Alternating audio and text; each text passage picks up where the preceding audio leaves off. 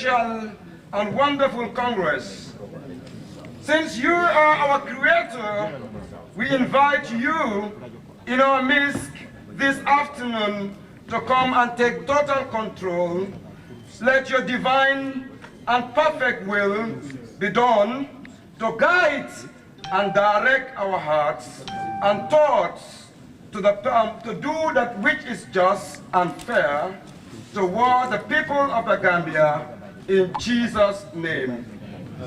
I pray for the leadership of PDOIS and our people, that you, God, will grant them more wisdom, more knowledge, more wisdom, and more understanding to bring the transformative agenda into reality to the Gambian people.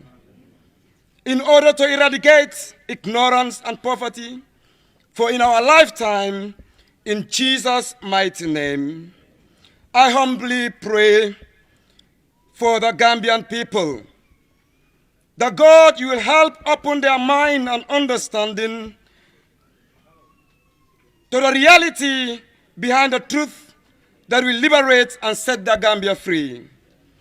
And may you alone stir up the hearts of the Gambian people from Khartoum to Koina to rally behind the party for system change. In Jesus' mighty name we pray. May the outcome of this Congress be a successful one in the mighty name of Jesus. In Jesus' name we pray.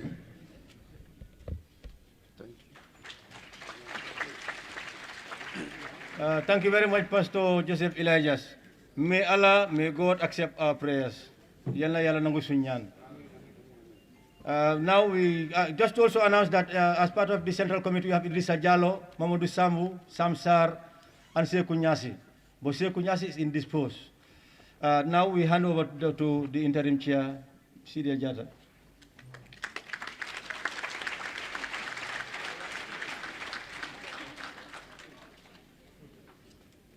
And Auntie Amisila, she too is indisposed.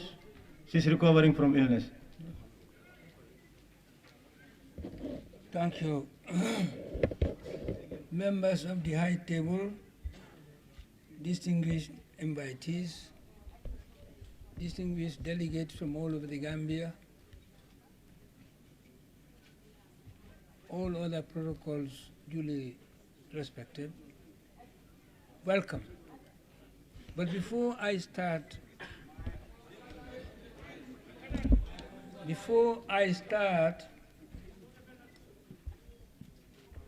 hello, can you hear me?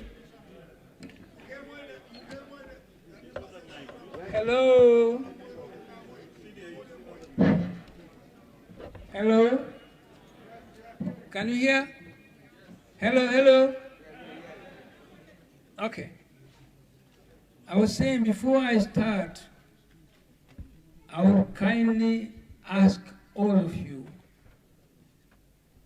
to observe a minute's silence in the honor of some of our comrades who passed away. Even 2 days ago, one of them passed away. He would have been here. And last night, one of us wife passed away also in the hospital in Banjul. I would be very grateful if we would all stand up and observe a minute's silence in honor of all those people who would have been here.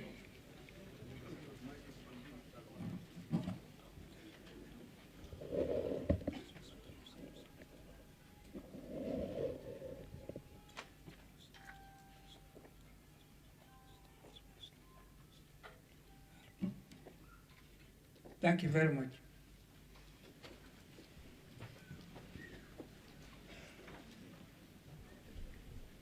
I said,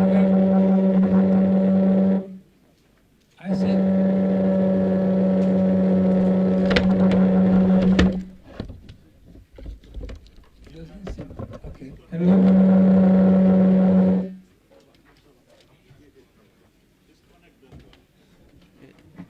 1, 2. Honorable. Let me come down.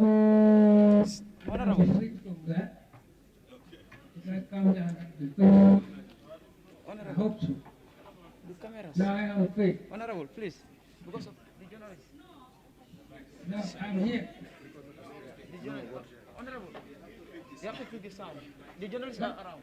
Are you able to control Okay. Come, let me see. interference? Oh, yeah. Come, let me see, please. You are. Otherwise, I'm going down.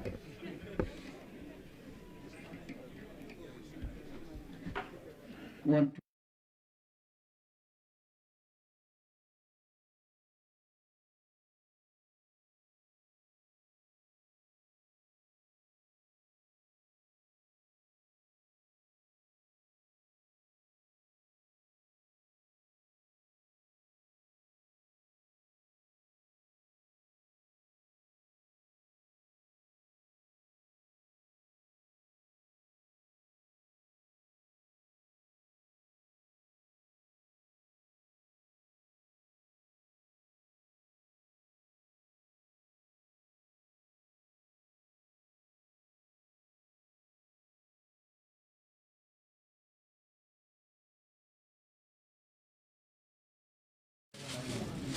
Of People's Democratic Organization for Independence and Socialism.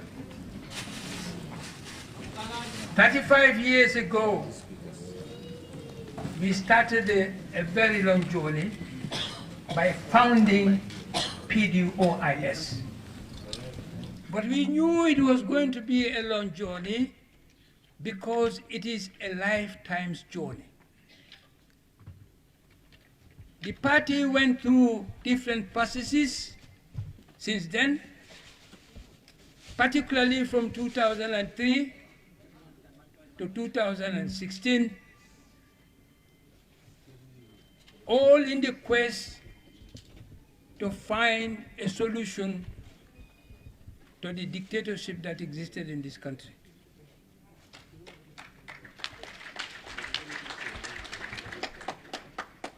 And through the party serving catalyst, a coalition was created in 2016, which has resulted to the dislodging of the dictatorship that prevailed in this country for 22 years. That journey has ended in what you call regime change. Today,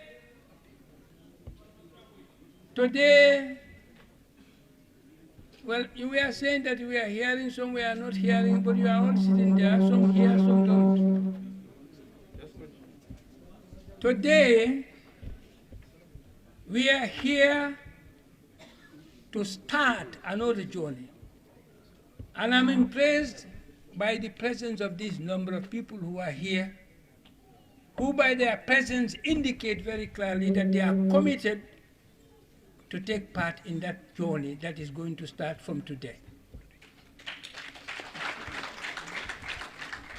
That journey is what is going to lead us to what we are calling a system change.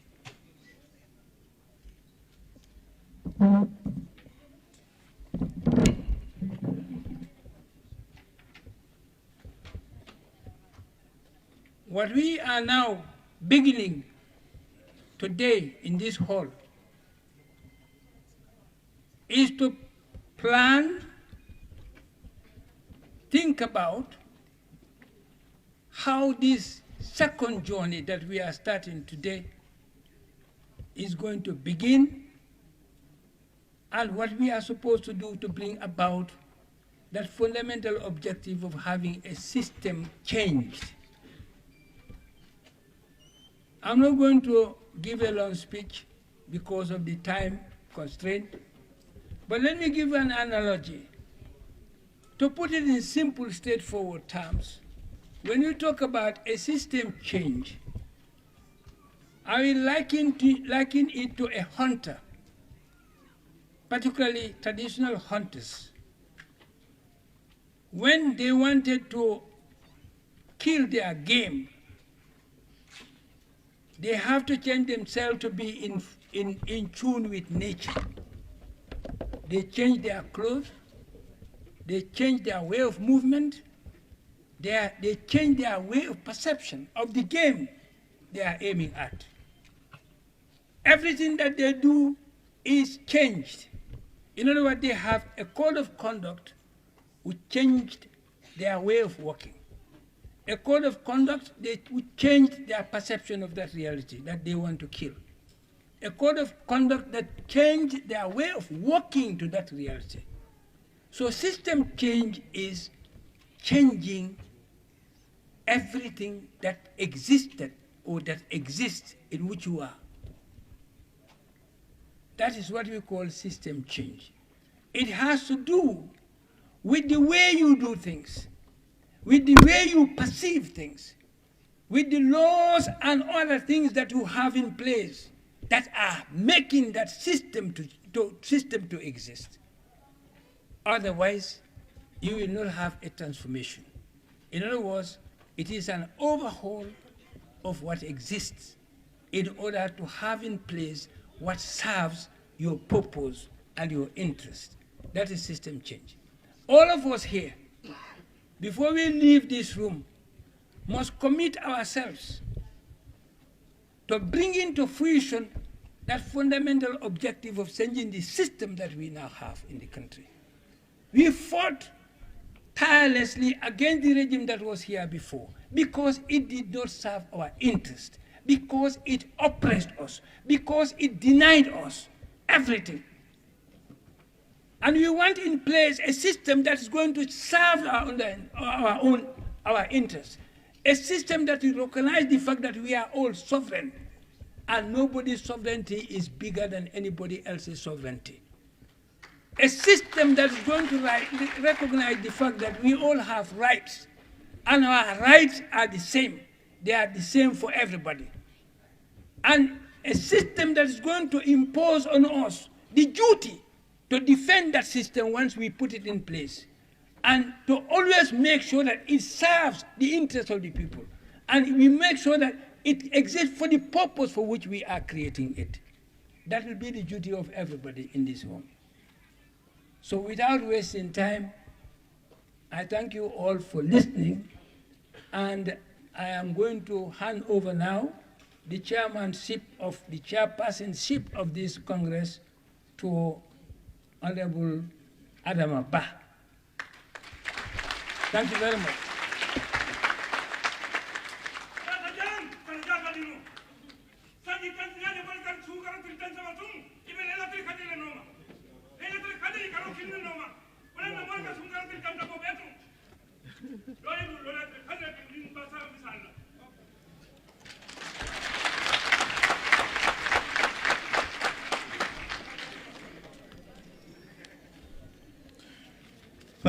Thank you, Sidia. I have the honor to represent the whole of KM. We had a committee that selected myself and Madam Fatou Sow to be the chairperson and co-chair of this Congress. We know there is no more time, so we are not into giving you a big speech. What we will do now, I just want to announce, if you have a program already of this Congress, we are cutting the program down so that we will have more time. Now, we have now decided, after some consultations, to have the opening remarks given by Honorable Sidi Ajata. We also have the reports coming from the different bureaus, but we have decided that we will cut that out because that will actually take a lot of time, because all the bureaus would have given their reports and all they have said would have been translated in the different languages. You can imagine how long time that will take. So we have decided to now cut that out. As you heard from Honorable Silla, the treasurer, who is Mr. Nyasi, he is very sick, so he did not come to the Congress. So we have decided also to cut that out. I know the accounts of the party are really important, and it should have been reported, but you all know how transparent DOI is. The audited accounts will be submitted to the IEC as soon as possible, as dictated by law, and all the members will then have a chance of having the report of the audited accounts.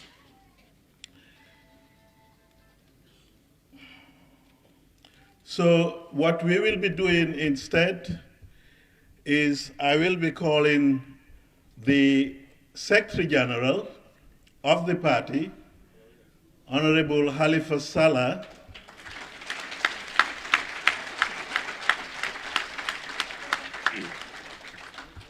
to give his report to the Congress,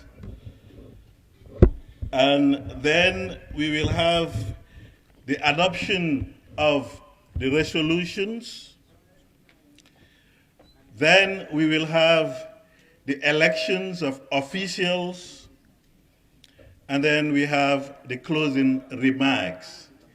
So we have tailored this down, and I would make a possible resolution to the general body.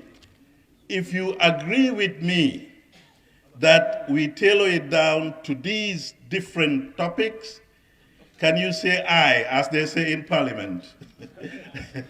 I'm not hearing you? Okay. So it is generally agreed that we tailor down all the other portions of the agenda to now go straight and deal with the long-awaited speech of the Secretary General of DOI, who is no other but Honorable Halifa Saleh.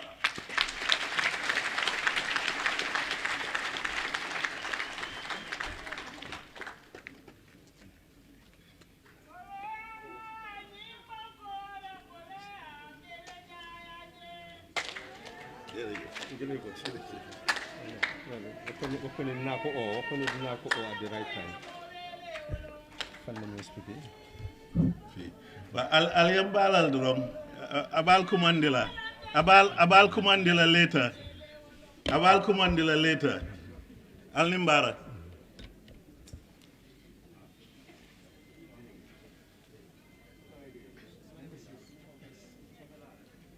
This is the time we have been waiting for.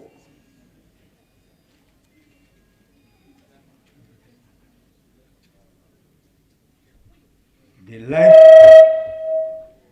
life expectancy in the Gambia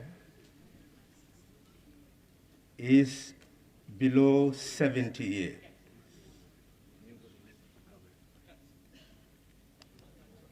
Many have gone. Well, you change mic, see? Quickly, please, quickly. Are you ready? Okay, quick.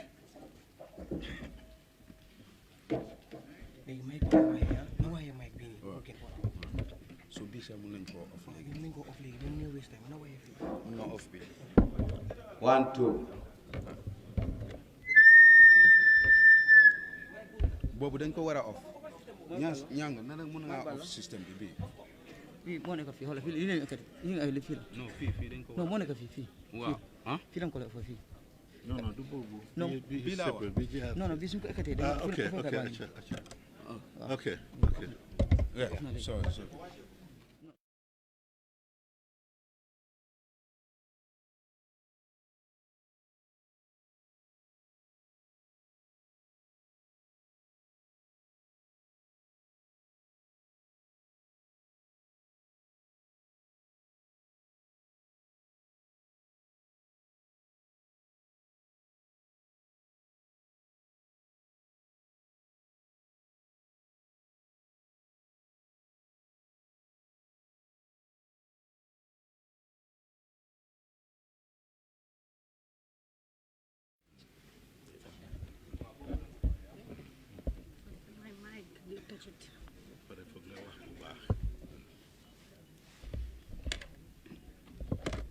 This is indeed the time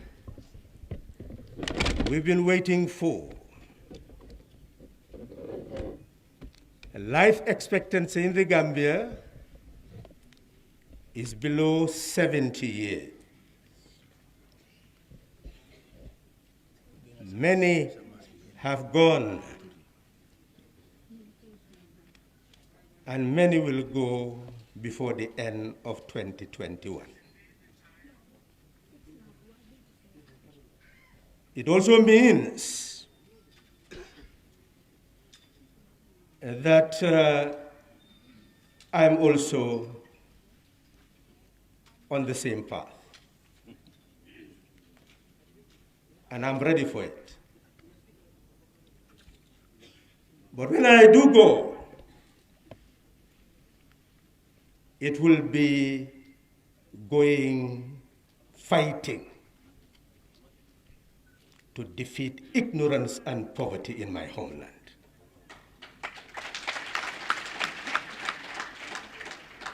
Me and my colleagues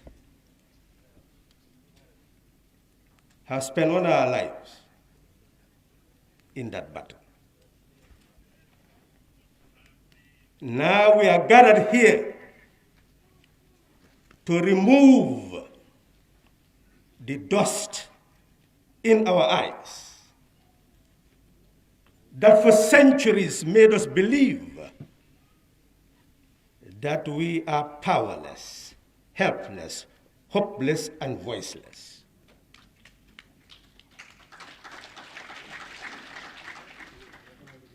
Even though the sovereignty of this land resides in us and power belongs to us,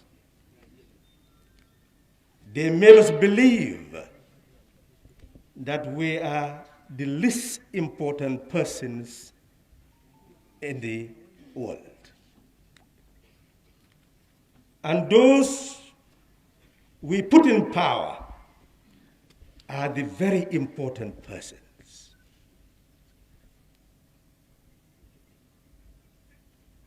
On the 16th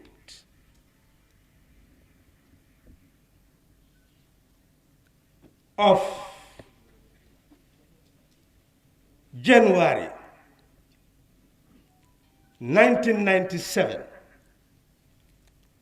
a constitution came into being that we call the 1997 Constitution. On the 24th of April 1970, a constitution came into being that we call the 1970 Constitution. In 1965, a constitution came into being that we call the Independent Constitution. But for 52 years before 2016, this country never changed to the ballot box.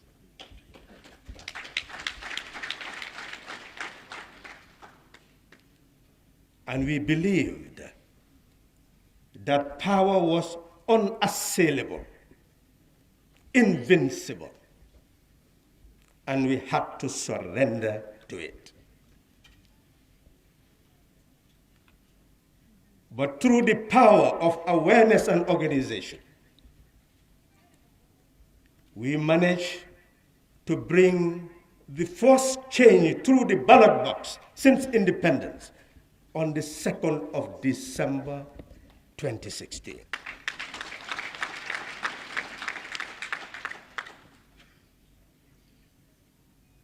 It became clear to every Gambian that power indeed belongs to the Gambian people. But many fought the fight to bring about that change. And as I stand here,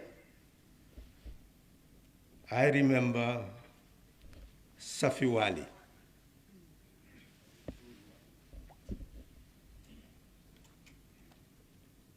the songs she sang.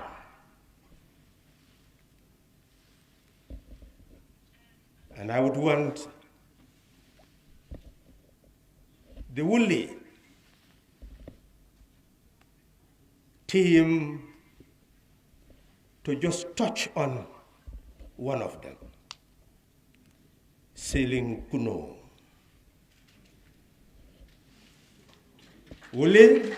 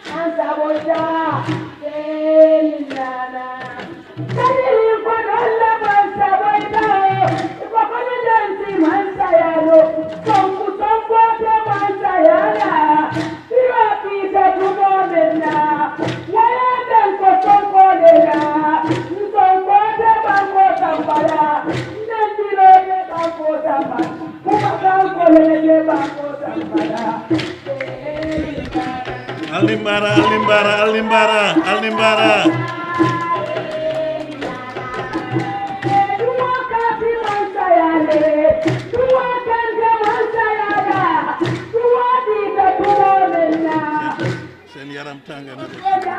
Alimbara, Alimbara, Alimbara, Alimbara, Alimbara, Alimbara, Alimbara.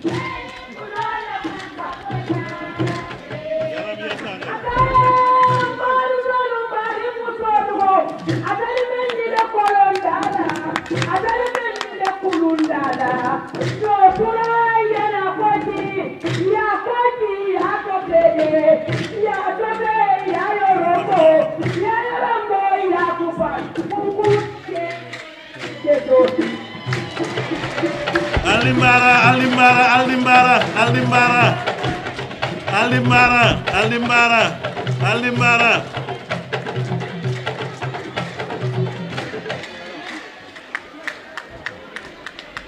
Alimbara, wole mu toñat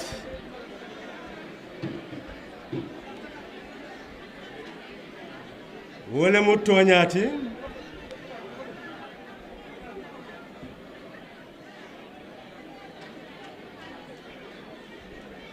molbe nyanta kalamutala ko wato sita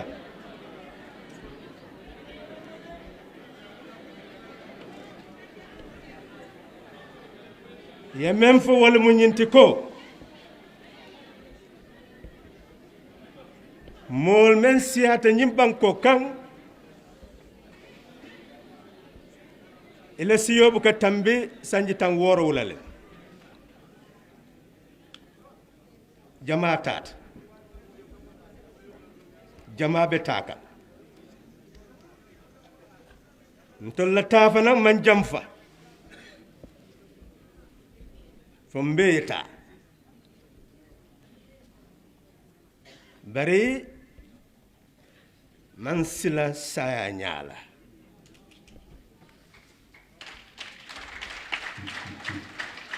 adum fanan akoy to lewko ni betala fanan nin kelo le betala kelo pour que filo bay kelo pour que fohar ya burke ñim banko ka wala ye doylo ka filo bay ka fohar ya burke bawo filo man hadama dingo wati fohar ya man hadama dingo wati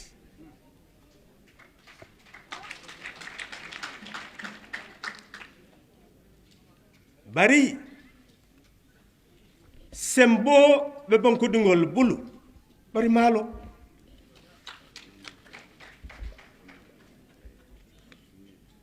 ye mol filindi foy ka mune moy mbal ko ma doron man karam ndemu senala te doron man fello mbal koma e muru koma mbal koma e muru koma mbal koma e muru koma fe dum ila khapro kono bata kono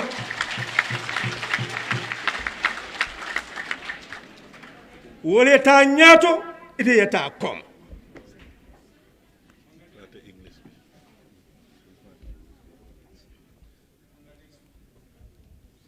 yembulandi wo silole kan wole ya kendi bata met filobe damen bata bu ko bono je wala ya kendi ni lafita mo kutula ala bulo kono ika filindile ika bali londole la ika bali toñale la abuka fan kala mutano memutat abukalo yewota yake itat ite yabalu dunya ardeno kono wo yabalu dunya jahannama kono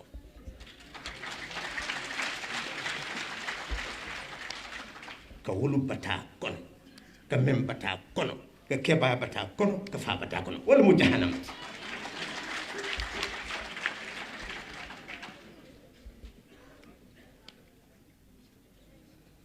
wala ya kendi fahamuro kumbayat tili tang anin woro January karo 1997 banko la maral kan kuto wuluta tili mon anin nani April karo 1970 banko la maral kan fanan wuluta wolungol 1965 banko la maral kan fanan wuluta 28 February 18 February bari membe keri wo wato kono wole mu ko jong ya julo kuntu ka banko dingol foroyanti ke sembentia pour yela banko mara ayeke ila bankoti bari mo malo so wole ya kendi nying bengo be keri kanyo so hakkilo la pour nga long na banku ding ya anyante nafala munela ni man kan soto ila banko kan ima sembo soto ila banko kan oto betala lo lunta yari ila banko kan lii moo tax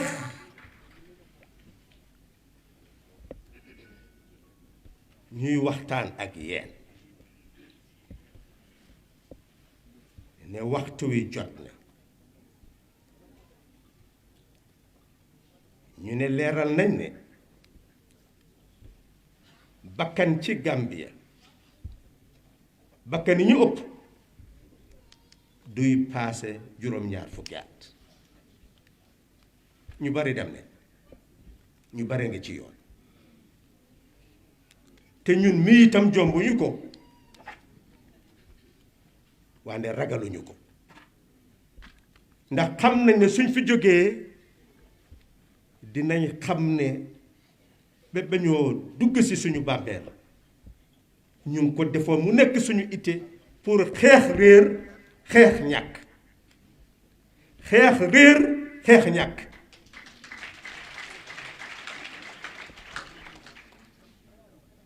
ndax looloo isi coono gi ñu nekk tey fekk xeexuñu ñaar yooyu coono gi du mun a génn te dañ ko def bañ gëmloo ñu ne ñun duñ nite dara soo doxee man baadoora rek la man jànguma man béykat rek la jànguma man liggéeykat rek la jànguma man jigéen rek la jànguma maa ngi ci seen gannaaw rek ngay dellu gannaaw maa ngi seen gannaaw rek di dellu gannaaw maa ngi seen gannaaw dafa dellu gannaaw ba dugg ci pax ma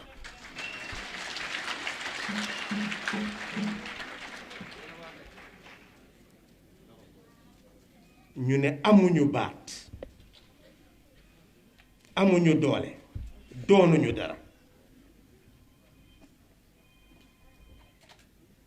ñu ne looloo tax ñuy waxtaan ak yéen ndax yéen ay lépp baati réew yi juddu ci fukki fan ak juróom-ñett ci février 1965 ñaar fukki fan ak ñeneen ci avril ci 1970 ak fukki fan ak juróom-benn ci weeru janvier ci 1997 baat yi yépp jubluwaay bi mooy wane ne doole gi yéen a ko moom ne yéen ay fal di folli waaye ñu réeral ñu ba mel ni ñun du ñu ne ci dara ñi ñoo fal ñooy lépp ñu ne nit soo ko buggee def rab danga koo ñàkkaloo xam-xam bu mu xam bopp bu mu xam ki mu doon su xamul ki mu doon du xam li mu moom su xamul li mu moom keneen moomale ko boppam moom mu ñàkk ko kooku nekk ci àjjana ci kaw suuf moom mu nekk ci jaxanama ci kaw suuf di juddu ci coon màggee ci coon màggee ci coon di dee ci coon loolu lañ bugg a arrêté moo tax ñuy ñëw fii tey bàyyi soxla yépp pour waxtaanee suñu réew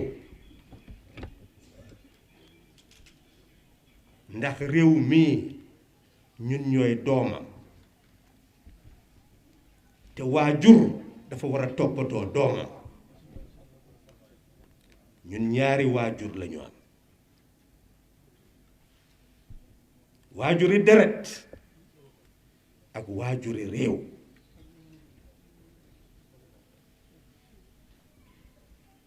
waajuri réew mi bi ñu waxee ne feebar bii dugg si na ci réew mi jël nañ lu toll ci juróom-ñett téeméeri million ñeneen fukki million ak juróom ca kees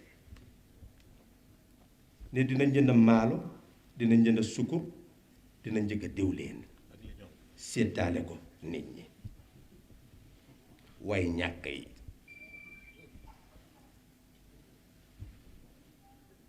te way ñàkk yooyu soo xaajee réew mi téeméeri xaaj ñu ne ñeneen fukki ak juróom-ñett yépp suñu ndekkee duñu añ duñu reer ñoo ko wax de ñun waxuñu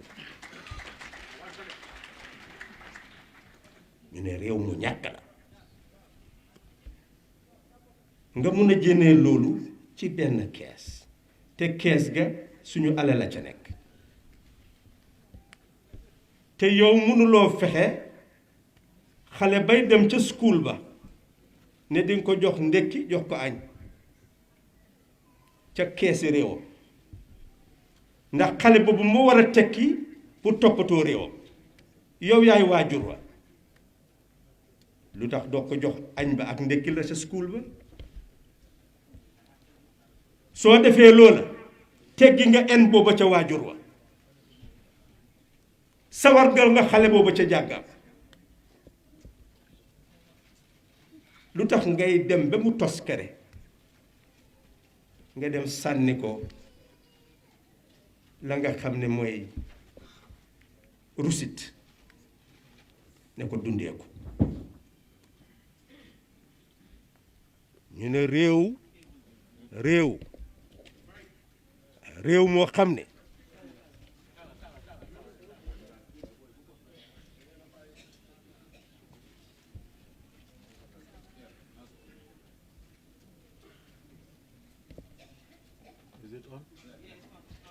ñu ne réew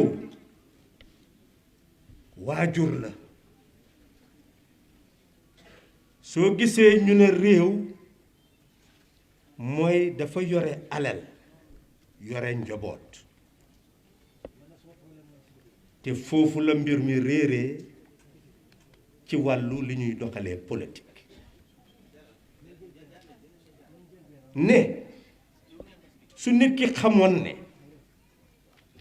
li di réew ni waajur wi di war a toppatoo doomam noonu la réew itam war a toppatoo doomam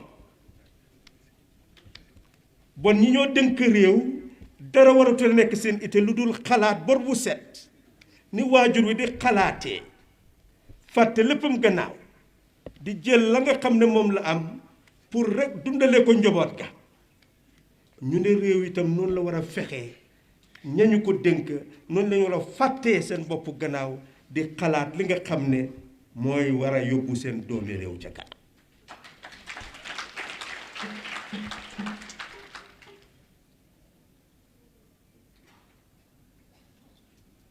ñu ne alal ja nekk ca kees ga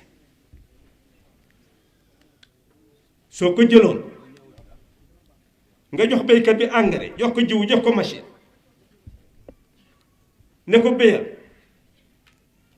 te doo jël intérêt teg ko ca boppam ba la mu ñàkk yëpp nga jël ko ci loxo te la ñoo jaayee ca marché àddina sa itam doo te génne dara lu dul saaku yaag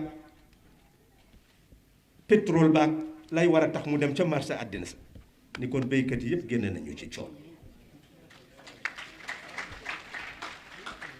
ñu ne ci alal jooju soo ci jëloon machine walukaay yi nga xam ne dafa nal diwlin li nga xam ne dafa nal njiyeef yi pour am naan yu sedd yi ñooñu nga jox leen machine yooyu ñoom itam dinañ mën a génnee seen bopp ci coon ña nga xam ne ay jaaykat lañu nga defal leen li nga xam ne mooy fi ñuy jaayee suñ soxlee fric nga jëndal leen ko ñooñu itam jox nga leen bunti yoo xam ne bunti am lañu noonu la réew di génnee doomi réew ci coon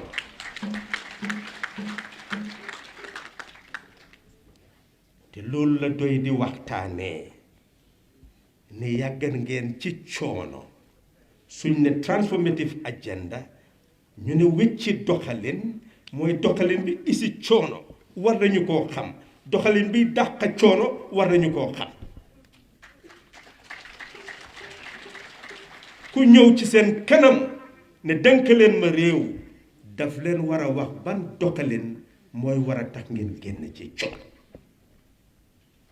wala mu tooñaat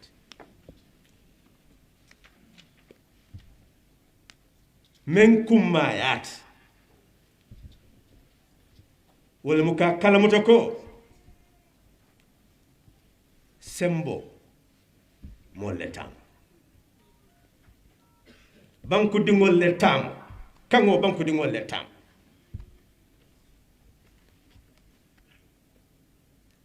bari wote keenoola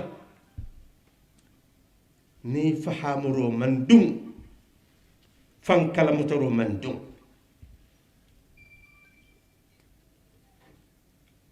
kabiri ñing kurango mamanta yemu nekke dalasi million kemese dalasi million tannan dalasi million lulu ye wole bonde aran kesoto ka mano sang ka tulo sang ka sukuro sang iko ka di fo harol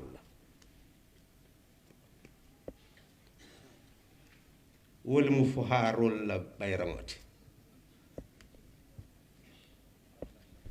mune ya kendi wo ko do membe aran kesoto janni baturo kera fo moli ya tora mune ya kendi ita dunde la karambungol to ni diningol tata karambungol to ye dasa mo soto ye konto ngo soto je wole ba kendi la wulya wole sawri pour que le diningol samba karambungol to an wole nyanta kela bawo banko mo wululaleti wole ya kenin ka fo banku ding banko mo wululaleti an wulalla do ko wole mu kela dindingol topato a nyama ni me topato iba falo ko imo wullal jawalti bari ni la banko balanta pour que topato mu nek fo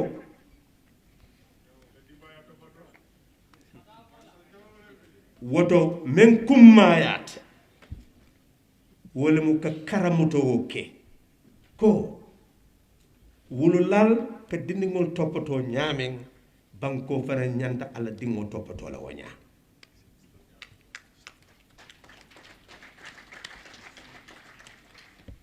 ko do membe aran kesoto ni yata yesana laldi jambandol turol sene jorongal ite interest la aka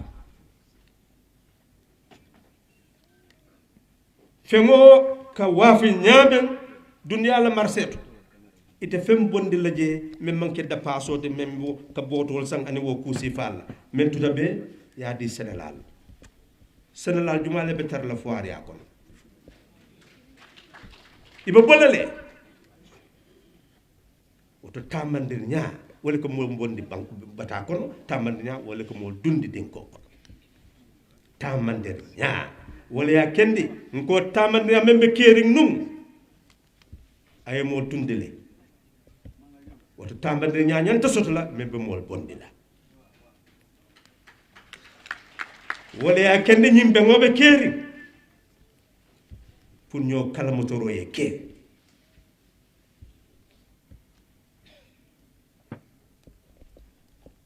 doy had to go through a long journey, as Brother Sidia had said. We knew that as long as ignorance remained, the battle will be long. When you are fighting to enlighten and those are fighting to keep the people in darkness, the battle will be long.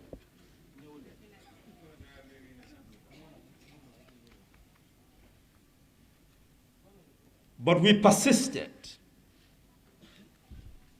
Eventually, we were convinced that the greatest obstacle to change is the lack of change of government. Because it made the people to believe that it was impossible to change a government. They even inculcated in the minds of the people that those who are trying to change a government were Satan. Because the government was put there by a creator. But even though we knew that as a farmer, if you are told to go and select good seed and sow it, and you select the bad seed and sow it, that you will not harvest a single seed, no matter how long you pray. we refuse to accept that the same principle applies when you select a leader of a country. Wherever there is choice, you are given the responsibility of using your intelligence to determine what is right and wrong, what is good and bad, what will serve your interest and what will not serve your interest. If you fail to do that and you reap poverty, don't blame anyone, blame yourself.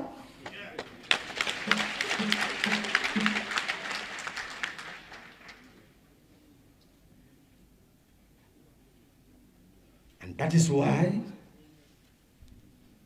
DOI made it a mission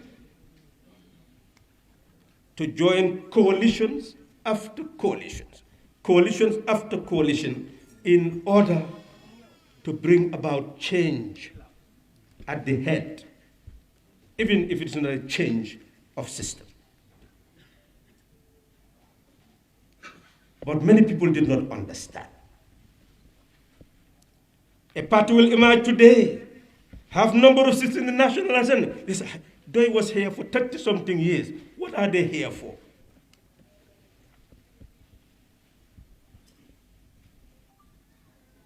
And DOI could have accepted to be a tool.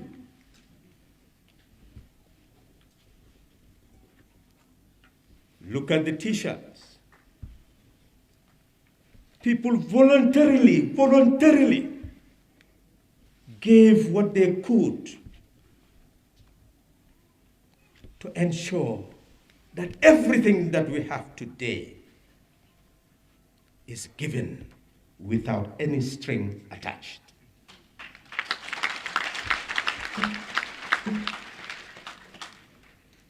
But you will see parties going to an individual who will give millions with string attached.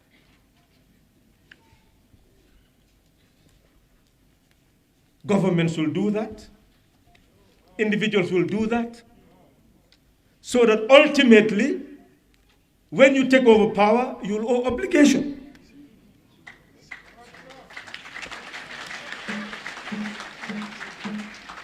DOI refused to do that, and you are blaming DOI.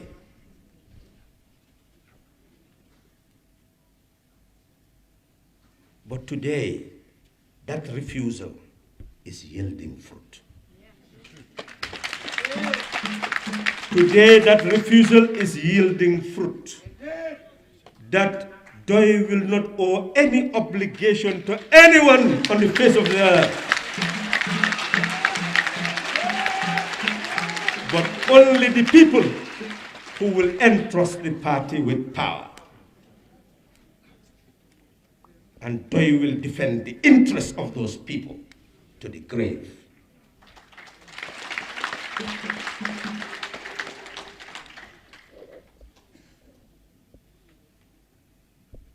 That is what happened up to 2016. When we saw that the nation was in crisis, that we were heading towards violence and confrontation. Look at our neighbor Senegal today. It's a democratically elected government. But just having a democratically elected government does not mean that you will be free from violence, from death, from destruction.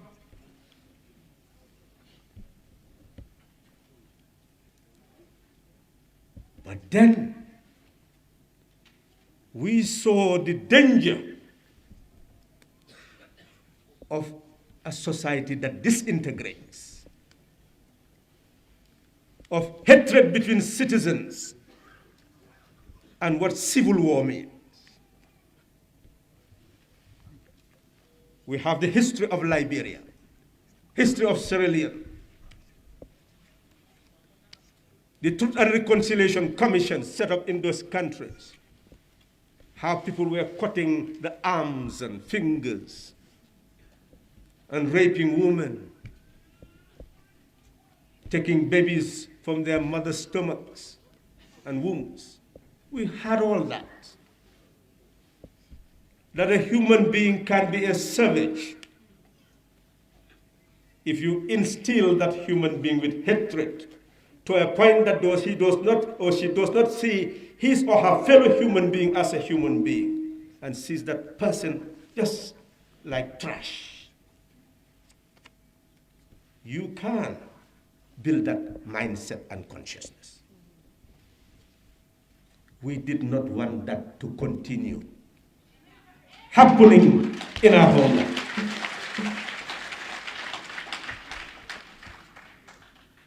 That is why we decided to bring people together to effect change. We assembled in this very hotel, in this very hall, on the 30th of October, 2016, to select a candidate. We stood, we knew what happened. We don't need to go back to it.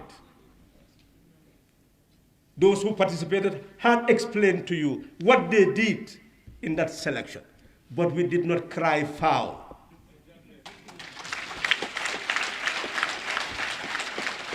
Because if we did, there would not have been any change.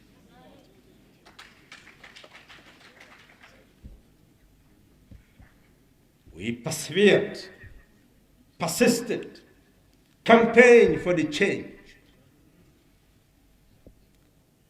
And because of the example that was shown in the campaign, the person who lost decided to accept. Because there was no violence in the election. He did not feel any threat because of the peacefulness of our campaign. And the intention in our message of building a new Gambia where every Gambian will see himself or herself. A new Gambia of all Gambians.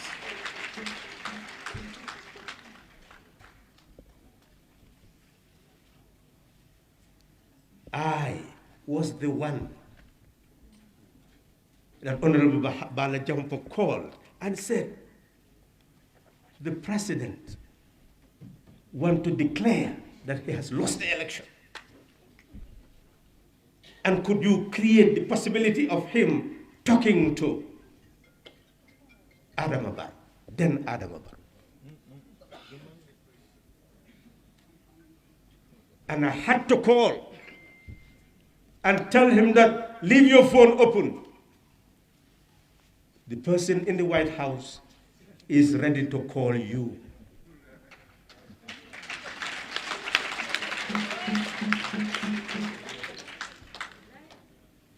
And all of us heard what he said. That is in the public domain. He surrendered. Few days later, he decided to renege the position. And everybody was confused when soldiers took over the street with their sandbags.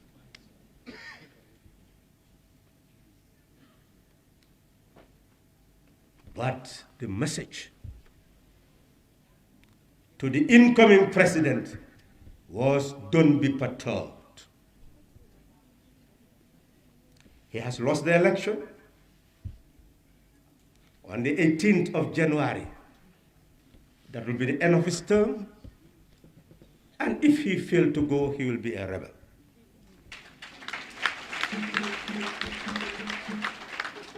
And that will cost him a lot. And I don't think he will risk that.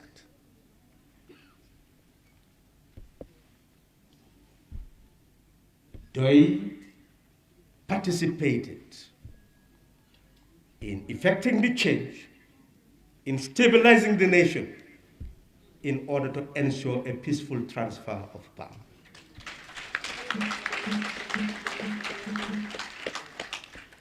That is the history of this party. Don't judge the party by the number of seats in the National Assembly. Don't judge the party by the percentages. That does not define DOI, it defines you, not us. It defines you, not us. Because for us, we know our national duty, and we are ready to sacrifice our lives for the sake of our people and country.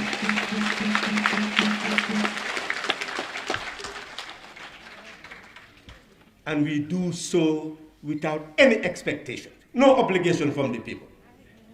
You hate us, we will serve you. You love us, we will serve you.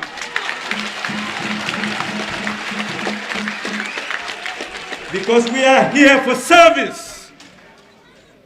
We are here for service.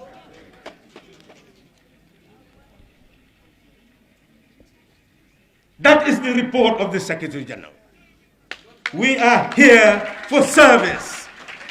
And we have proven to you that we are ready to serve, and serve for nothing.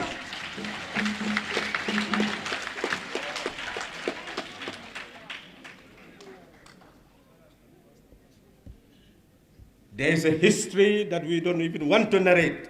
But ask them, when he refused to go, who developed the strategy and the tactics for him to leave?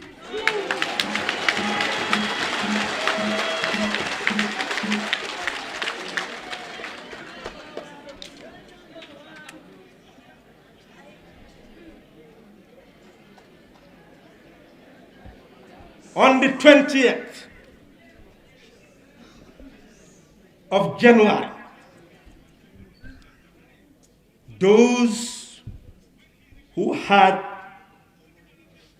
their vessels in the waters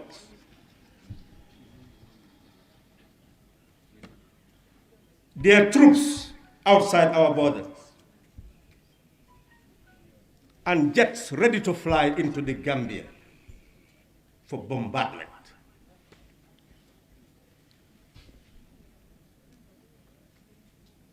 Who dissuaded those who thought that you can never remove, as they said, you can never, that was their logic. They put it as a logic that you cannot remove a dictator from power in peace. It must be violent. That was their theory. Who removed that theory from them?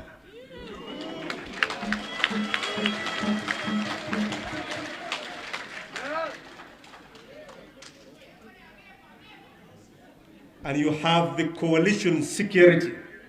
They are still alive. They know we captured mercenary right in Adam's compound with bayonets and all gadgets, who were at risk. So essentially, we took the right path. Because if they attacked, bombard our land, it's the lives of our people that would have been wasted. It's fratricidal warfare that would have developed in the country. And dispersing the soldiers, they will go into the casamas, and we would have been left with an endless war. We will never know peace. We are gathered in this hall today because of taking the right step at the right time to ensure a peaceful transfer of power.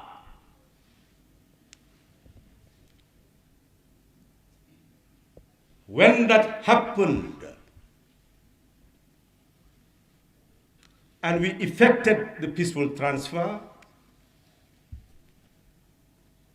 The security forces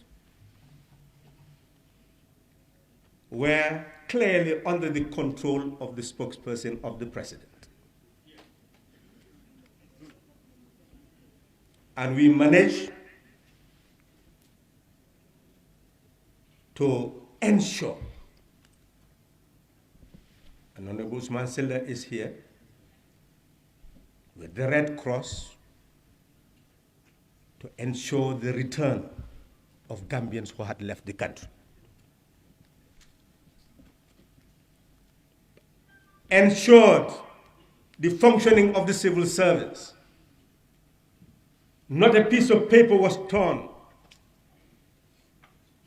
Ensured the opening of business. No single shop was looted. Where in the world have we ever had a change of the one that we had? And there is no looting, no violence, and the president returned to the country in peace. And some people are still asking whether DOI is capable of running a country.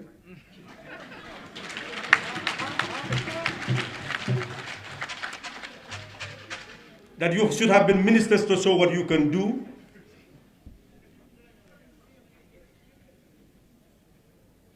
And when we did not take those ministerial posts, that's what they were saying. How can you show the country you can govern without accepting those ministerial posts? That is the trajectory of the party. But for us, we understood that the change that occurred was a change of a regime. And that you can carry out reforms to have a better constitution, better institutions, better security apparatus, better civil service. Yes, you can have reform. But you cannot have transformation. The agenda was not about transformation. The agenda was about reform. But even the reform became a casualty. And because of power struggle, no one is thinking of reform now.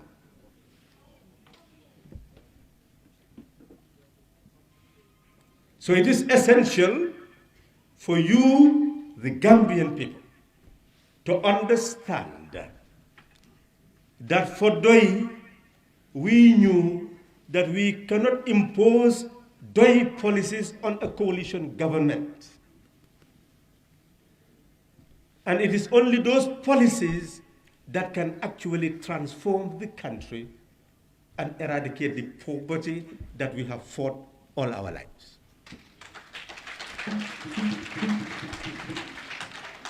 We understand that this government and the governments before it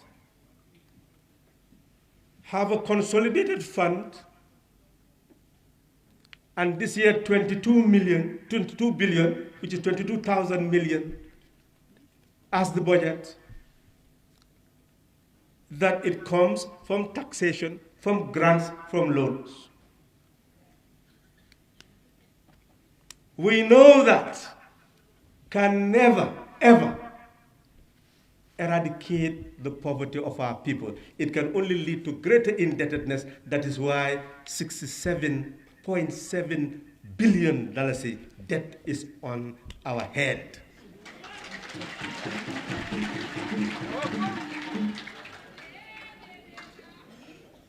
That is the reality. So as a result, for us, we are convinced that Gambia is rich, that our ocean, where you have fishing vessels coming and ply our waters, take our fish away, is what is building those countries at our expense.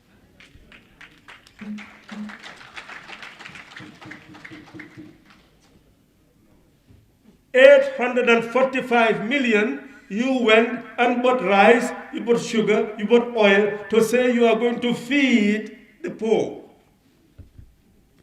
And you cannot take anything from that million to be able to buy a fishing vessel, to put it in our waters, a trawler in our waters. You cannot rely on that money to buy those trawlers. But you can go and buy a bag of rice, but you cannot buy a trawler. Buy sugar, you cannot buy a trawler. Buy an oil, but you cannot buy a trawler. Where is the problem? Where is the problem?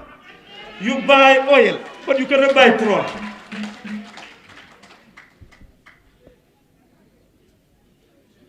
And some economists, we don't know where they were educated, will say, no, that's not the function of a government.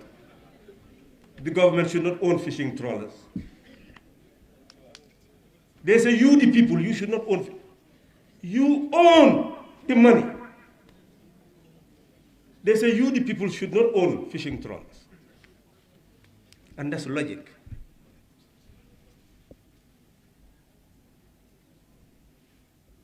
You look at the mining that is taking place. Katom Batokumkusanya. The government cannot do anything to have 80% share, even if you allow a Gambian to have public-private partnership. That will be progressive. That a son of the land, having certain equipments and means, you say, come, let's form a partnership. But what is actually happening? Instead of a cooperative bank where you can help our women to be able to own those gardens, those plantations, men and women, you allow others to come with small amount of money to lease the land, take ownership of it, employ them to work, and you take the profit to your own homeland.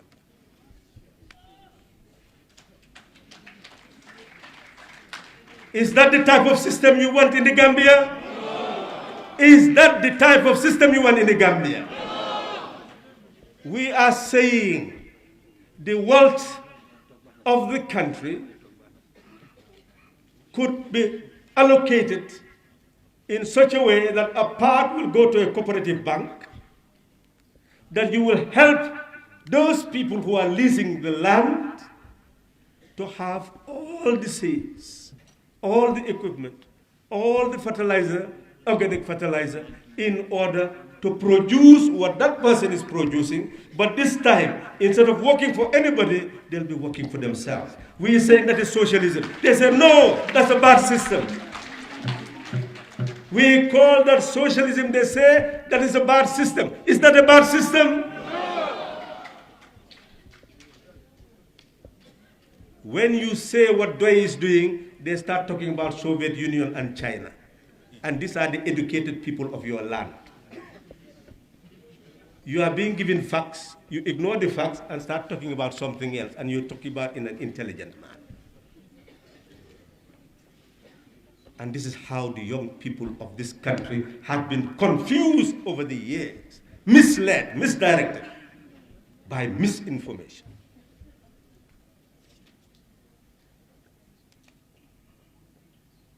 We took the time to go into the countryside to educate.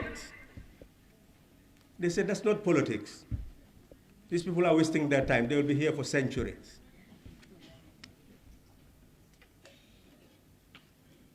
Educate for the people to know. You say that's not politics. When sovereignty resides in you, and you should know what you are doing, you should make informed choice. So that is the situation that we are in today. And I'll come to conclusions in English. The report of the Secretary General cannot be an academic exercise. It is preparing you for a mission by giving you a vision. We should not leave this hall until we are ready to do what the ancestors did to liberate the African continent.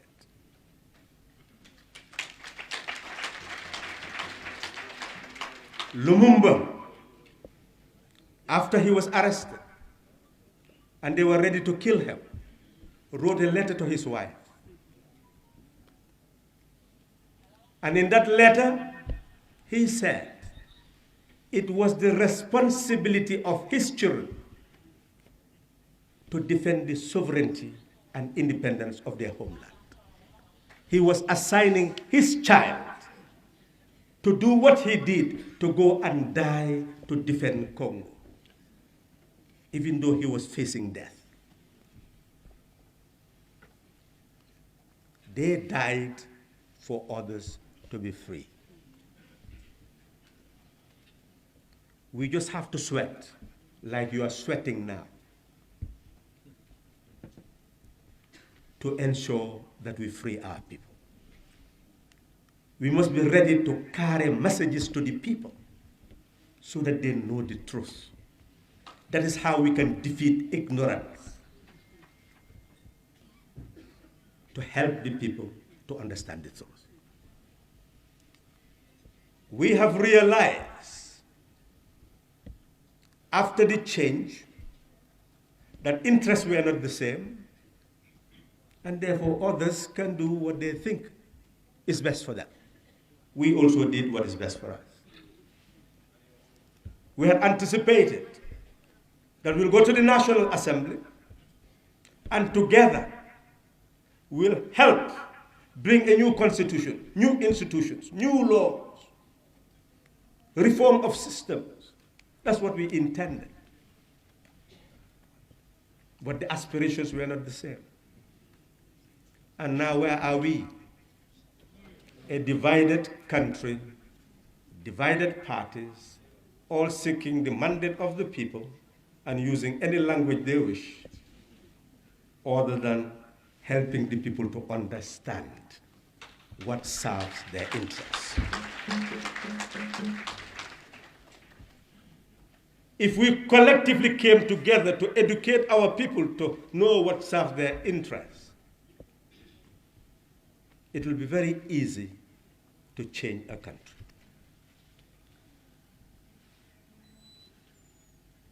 For us, we have started a new journey. We have achieved our fundamental aim of facilitating a transfer, for the first time, peaceful transfer of power from one president to another based on your consent.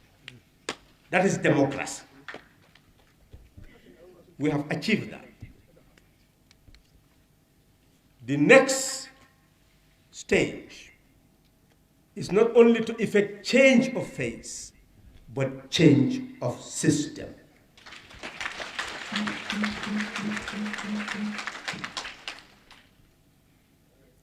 And that is your future.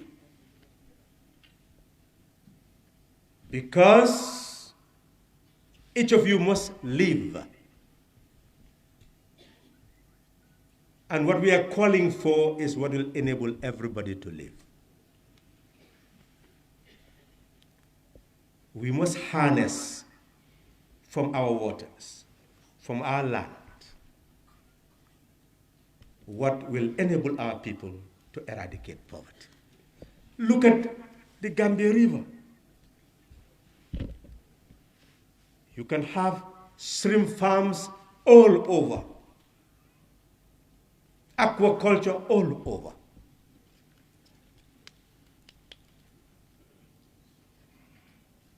You can have transportation with wharves everywhere to facilitate trade and remove heavy materials from the road to save our roads. We can do that. We can transform our vegetables, our fruits, into canned products for our use and for export. We can produce groundnut oil, we can produce groundnut cake, we can produce briquettes, we can produce soap, and all this will lead to industries and employment. That's how you build a country. And that's how you eradicate poverty.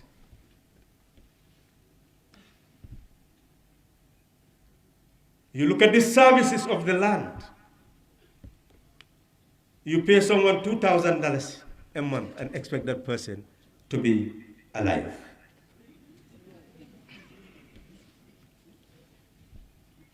We're saying that the country must come to the aid of such a person by what we call consumption welfare. You can feed the children in the schools. You can feed those who are working in the workplaces and provide them with transportation. Then the wage will come down and the income they have will start to be maximized.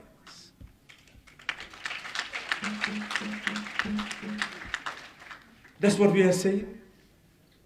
We are saying that woman who is working can be given 3 months prenatal, 9 months postnatal leave with pay to prepare that young child to come and serve his or her country. It is wrong to say, don't ask what your country can do for you, but what you can do for your country. What can a baby do for his country or her country? What can a baby do, a toddler do for his country or her country? It is the country that must first do for you, and then you can go ahead and do for your country. The country is our motherland, is our fatherland, is our parents, and owes us the obligation of taking care of us. That's what they is saying. That young child, fully taken care of, basic education, given knowledge of science, both social and natural, understanding body, understand illnesses and how to prevent it, growing up in an environment of love and care, with values of self-respect and respecting others, being trained in schools to elect prefects and see the quality of leadership. This is the type of society we are talking about. 12 years of education. The people are entitled to that. And as a young person, after the 12 years, being trained not only in acquiring knowledge, but also acquiring skills of your choice, can go for 1 year national service, where you can be employed anywhere, work anywhere, place anywhere you wish, and be fed by the nation and given allowance by the nation to prepare you to serve the nation. That's how you build an organized society.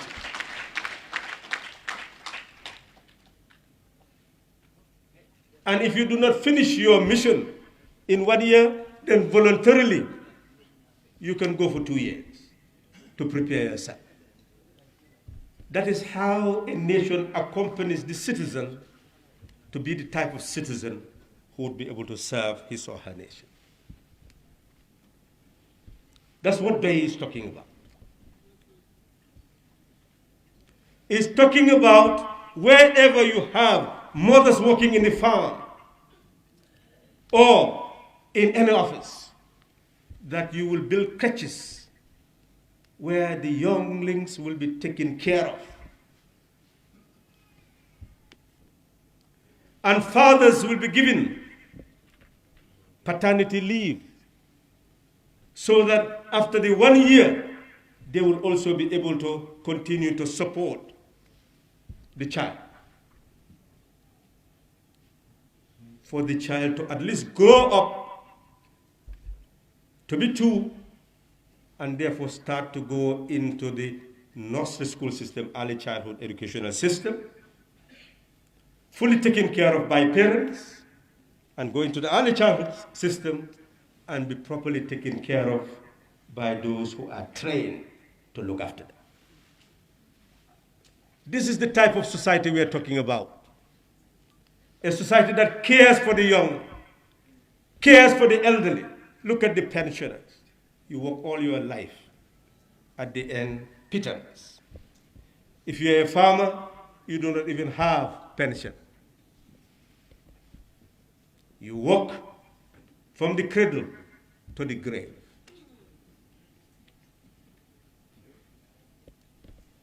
While the message is being prepared,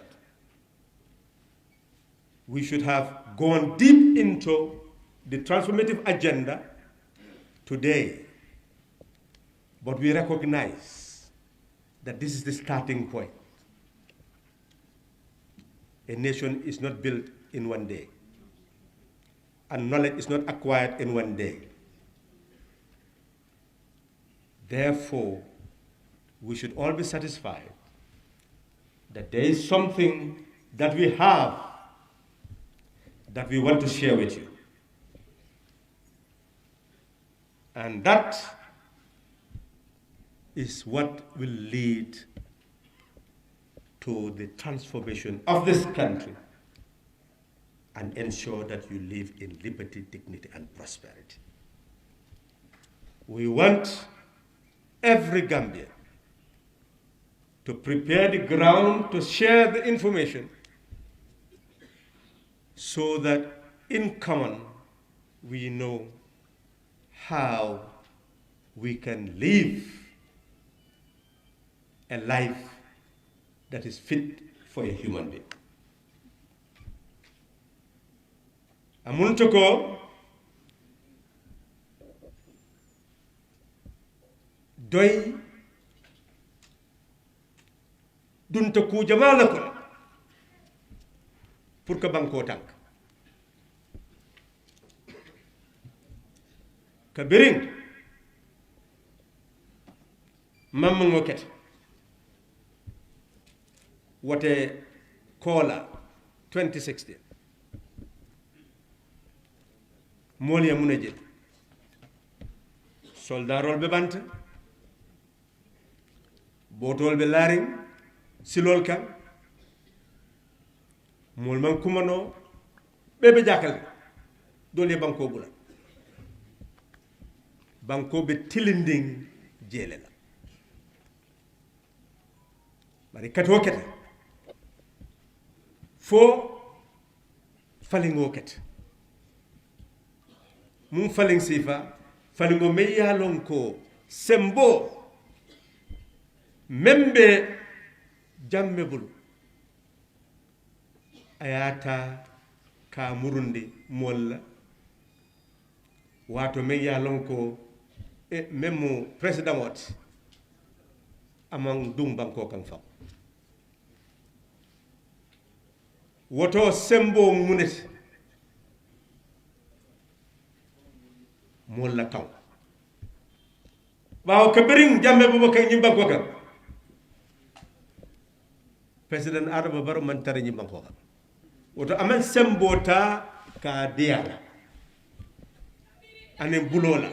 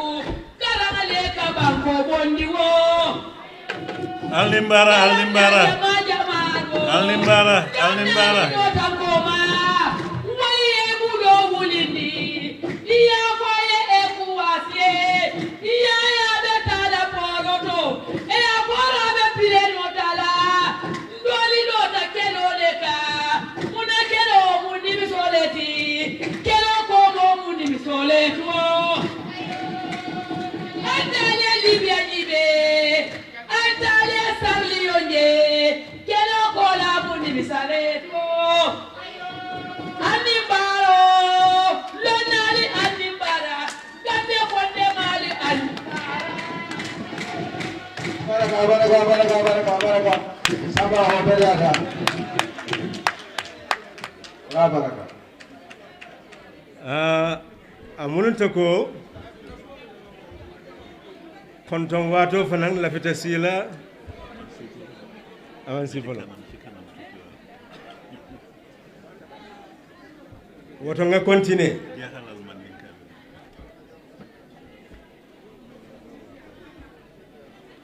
a bete yata mol ya kalamuta ko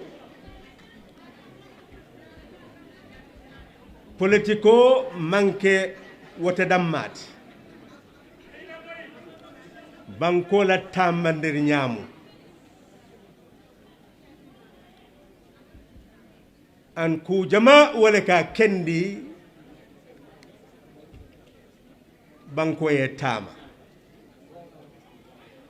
bawo banko ka tamale sing tala bare aka tamale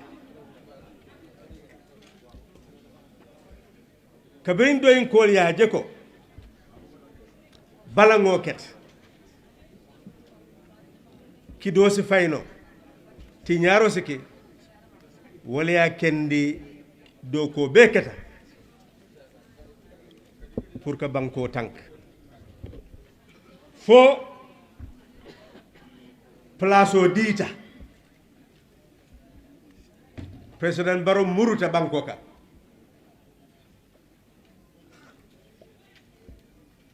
hani kayit kuntundin killing man tiña official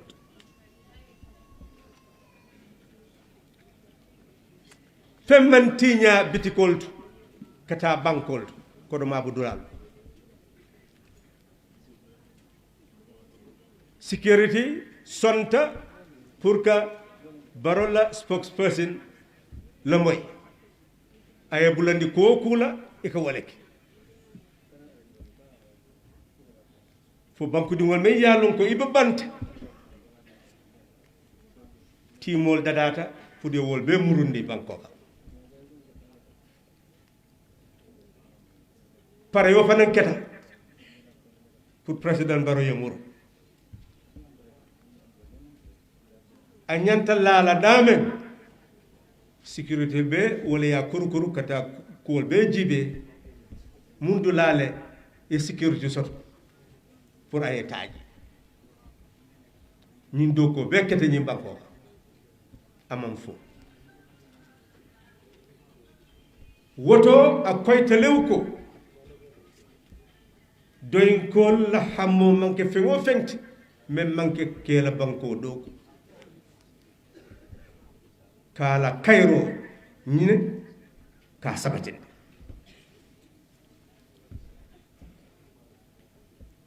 kabirin woket sani banko ñanta tilin na mun silole ka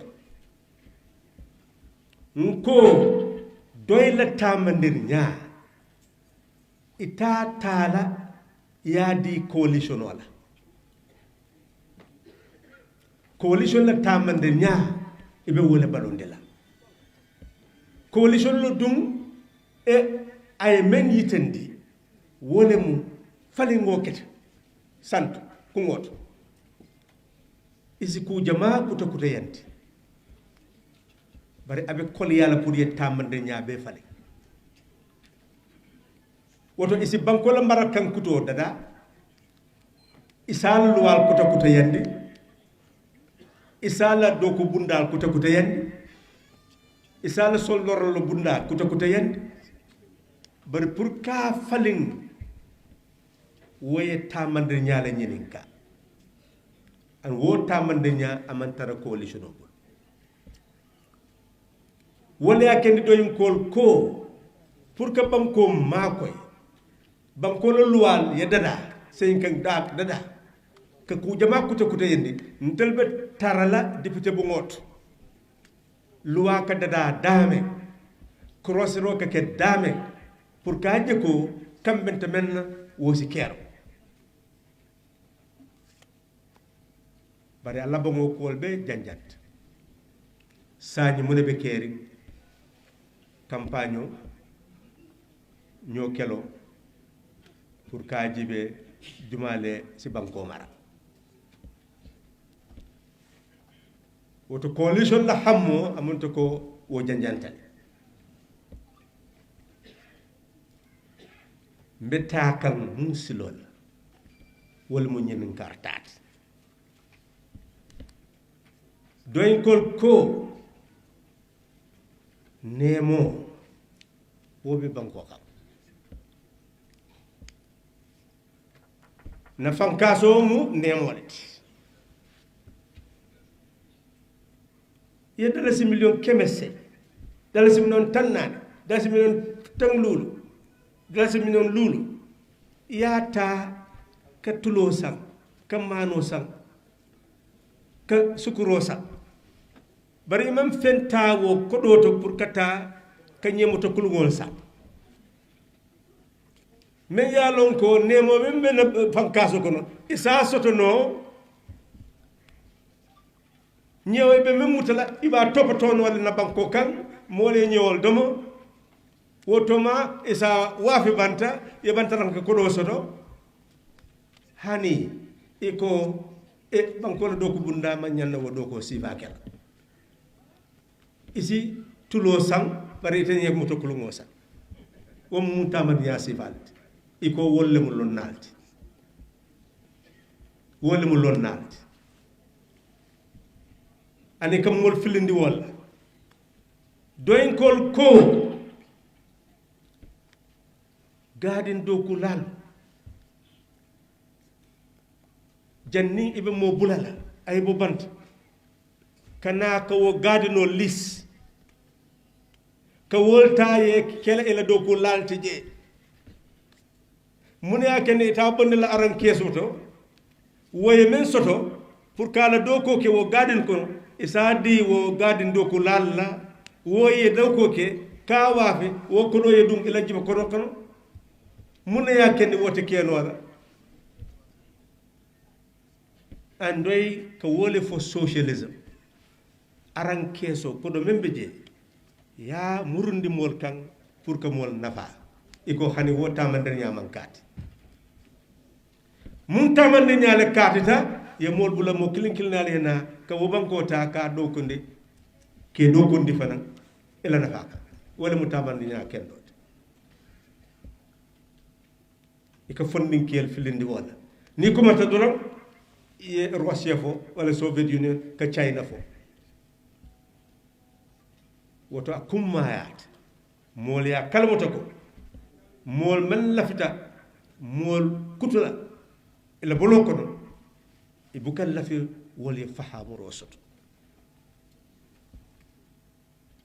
doyinkol ko ni ya jibe banko wulam ko wullal be ñaamen e ñanta le dingol topato la ñaamen banko fana ñanda ala dingol topato la wo ñaa gambia dingo jumale mu ala wullati banko gambia ñanta topato e ka fodlen kel filindi watu do ka fogo e ma ñanda ñinin kala ila banko ñanta men ke i ñanta men ñinin kala wala e ñanta men ke la ila banko o mun kuma sifade an lonnal ka foko wala mu ulundoti e ka janjande dunya be kon dey nano si mun ke ala banko asi mun keno banko ñanta ala dingol topotol fo wol ye kati wol ye muru ke la banko fanan katende wala ñanta kelle andoy kolbe wole foka misalo mu muneti ka modi dal se wulu fulala ka fo ko wala mu joti yalla wo mu farolati sella dal si baluno banki doko lal fanan si baluno ni tamande nya katita nko menya na kala wala mu ila dingol ni wulut janni ila musobe wala fam banko le nyanta karo saba diala pour asi foño pour mun kam ke dindingol ma koy membe ko noko ye karo konon tota na wuluta pour asi dingo topato pour asi sembo soto même mu kete fanan yow fanan ma koy sanji kilin kola pour wo fanan si dingo topato no naye sanji fula soto a ñanta tala karambo ngoto isa jeko isa karandi ko jamala adum fanan je i ñanta da sam ay konton soto je woto isa jeko duno membe wullal kan wo be talala le banko be dunna wullal koto kela bata tala wala mu banko la do ko ni wo dindingo fanam be karankan a ñanta tala fo grade 12 ala karango ma ñanda kuntula banko dingo a ñanta karande la ay ku fahamu memba dala ay mon la kuña faham ay ala banko la kuña faham ay ku no afay sey ba jël ko janni abe karango banna abe londo sotala abe jikke kondo sotala asi ku keno me yalon ko asi hadama digol makoy karango kola sanji killing ala fita tala dawoda asi service kero pour banko asi dogo ke banko banko be domoro dial aning allowance se ba jela ko asi karam asi kuno nayaje ko ay lafita lafala sa keno sanji fulal woto wo banko adingo naya topoto wonya fo wobe tala ka beltota ka fengol dundije kata ka famfa wala ka molfa ko terrorist be kala nyame woti ke no la wo banko di ngoti ba aba fankala mo tan aba la banko kanula aba la mol kanula to en kolbe wole foka tamandir nya wole be banko bondila tamandina wole ba dundila den koko woto wo tamandi nya sifa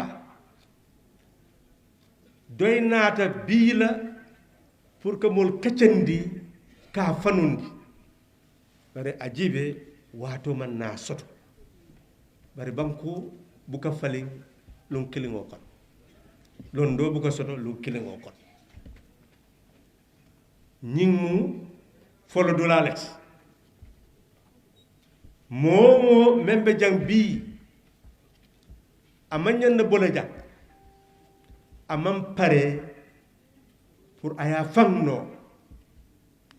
pour kala banko bondi kala mol bondi bawo men ya kende kayro sabatita dula jamaatu dolle dunte kelo kono faaro ket foyela kolyano inata kela banko doku ela mo nafaka ntolla doko amake ka jorango ta ka kidota ka mo fa na doko mu metti nga pare pour que bata duni pour nga bol bondi bata ko wala mun tolla duno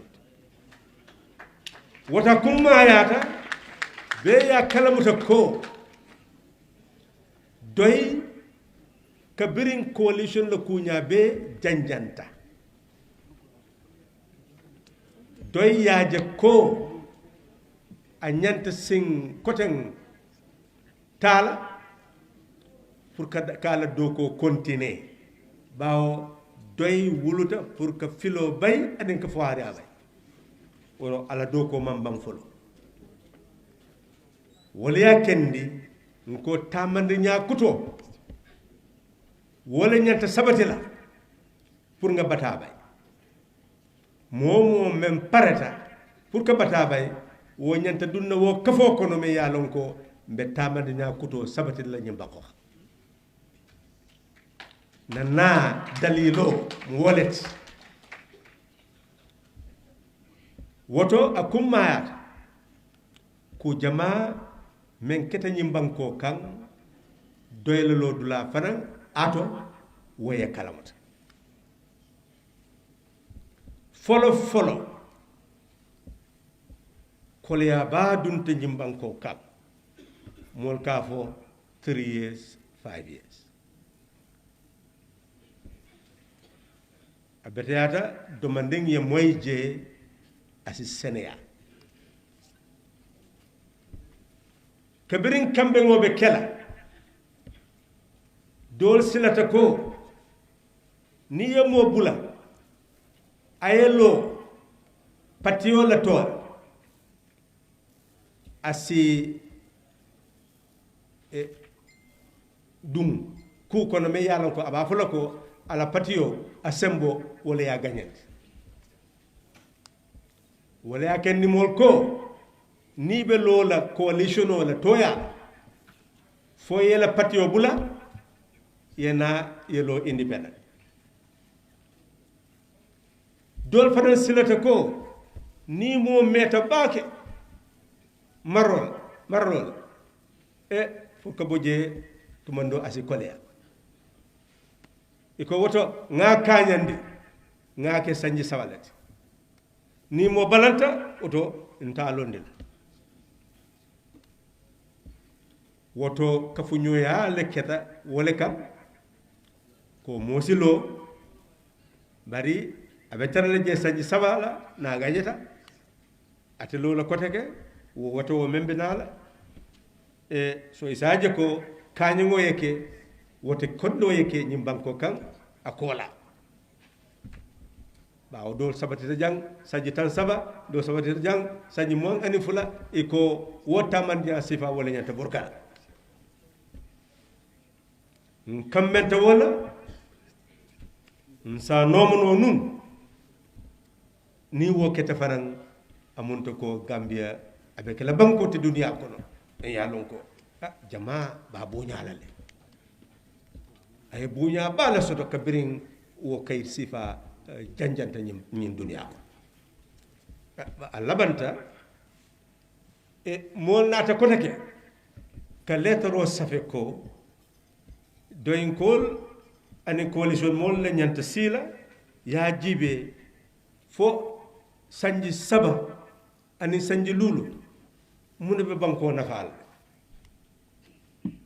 doy man tarawo be ngot bawo même fota aya lon ko abe labanna kule la même me kala doyat doy man taraje yela kuwol ke fo ina raka fo ko ha e ba bampula pour 5 years dol men ya lon ko wol ka fo 5 years sañi ko sañi saba 3 years bare doy la lodula anene mam fali doy la lodula mu munete wala mu sañi saba wala kambenta bare banko ala loi ala maral kango ay men fo ni mota yake president mote asisino je sanji lulu woto ni kambenta ko aba kanyande la sanji saba ala bete yamu na yake mo sa lon ko ayeji ko maaf na make atutabulu banko di ngol woto wol mu doy la lodulat bari ite sembo tala ka force abe sile je sanji sabal bawo ni yewoke isi arresno isa funo isi charge an wo man nafa soto bawo sembo men sita jang sanji mo anin fula wo sembo nasi janjanno mun sembe le si tar lañu banko men te janjanno kayro ko oto kata man nafa soto wala mu doy la lo dulati wo wato mol men yalon ko wala ko yaadi 5 years la tumando ya memmira wala mu nasita 5 years abe place obula wonata kaje ko pati kuto fomta sani ni doy tata nun ka foko tonya mbatu ngadi 5 years la tumando abe bola 5 years sani ay pati kutolo doy be mun fono wala so wala ya kendi dol men ka foko ha nyim bengo be kerin ban doy kay e buka dum bengol kono malo nyim mo fasam ya lo nyim be mu fahamu bale alati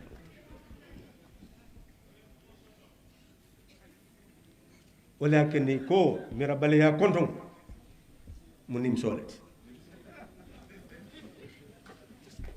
dol kanim sele dorom bawo ibuka sika ko calculate kalon asi muna woluno ani ko nyaton ko e ka kol khayna kalon muna sikeno ye koma fele kalon takiro mo be dame e salon ye musilo le tala pour ikana tor oto nying la mu toñat inata ko reke ko e lafita banko la marakango kuta yande ye hamme kayito naati député bu ngoto ya lon luwaka folo hammole la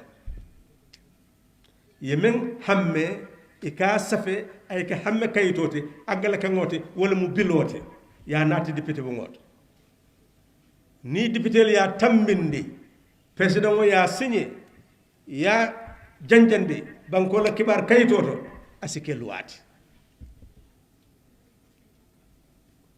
ye hamme kayito naati ko e lafita kafo lola membe crossro kela banko la maral kango membe kering muna mankita je kam wala ko mol moy ilafda men kafula je ni kuwol be kata isi hamme kayit kuto dada men yalon ko asina mbaral kango falen kabirin ya naati doyin kol ko ha albe kulela de bari nyin ko nyanta miral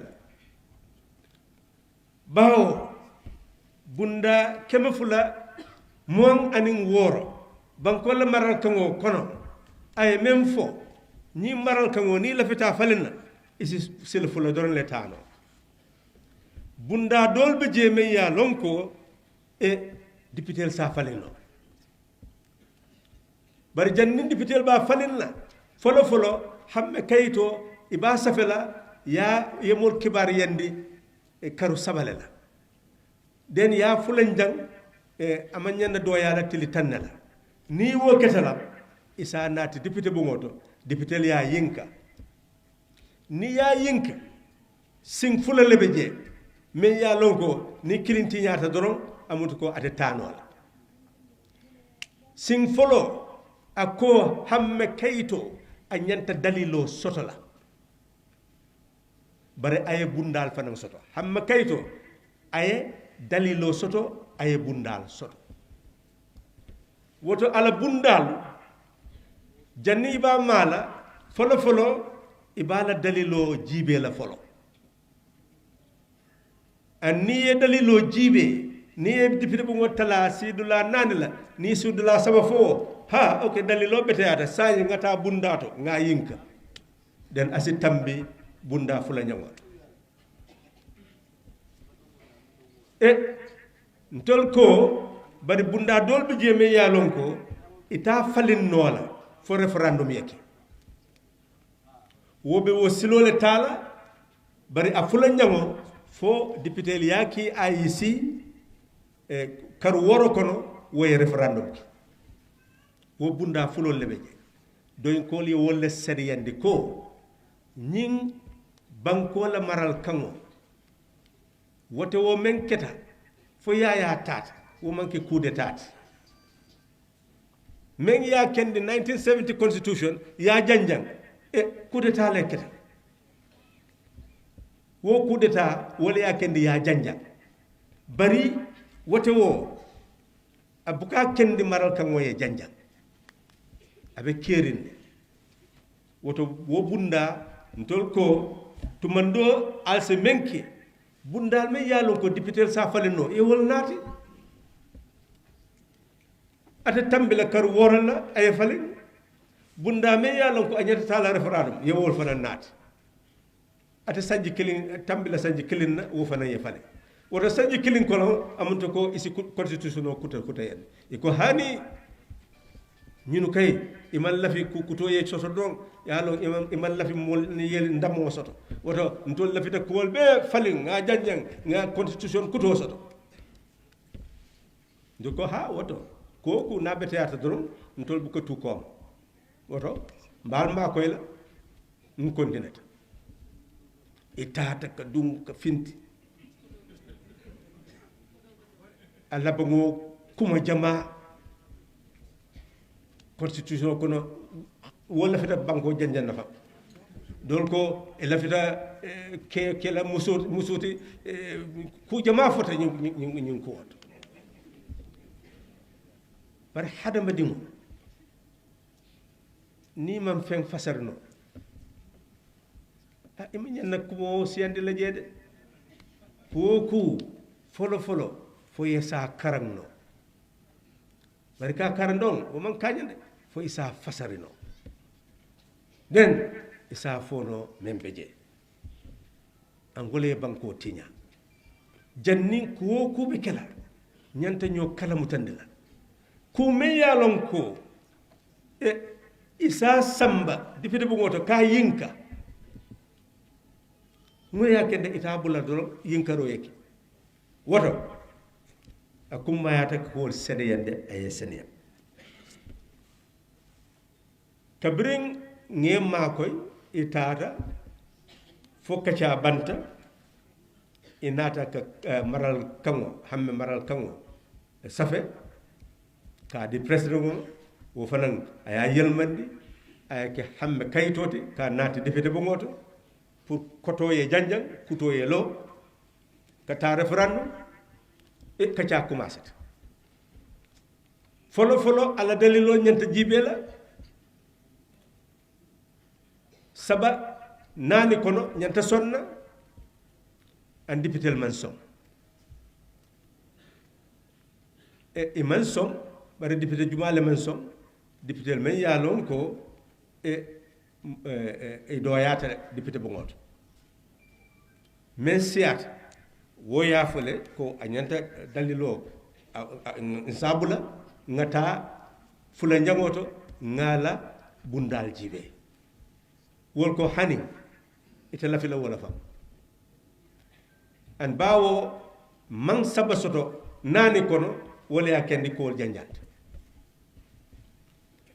janjanta mbol yesulo soto kote ke men yalon ko asinano député bu ngoto nga men janjang nga bay nga kool commencé wo fota député bu ngoto e amunta ko men yalon ko aba marro la fanan amam kool suute baake bawo membe fo kan wole mu député bu ngo kono ni député be siri ye kuuke wo wato kono a somo isina ka foko isi bo ato adum fanan wo wote wo si keno député bo ngot bari pour ka foko aketa bire bari serum aketa serun ne bari bi lafita wo bondila wo man tara safari député bo ngot na loi bu koto député bo ngot bari membe safari je wolem ni ku man tara safari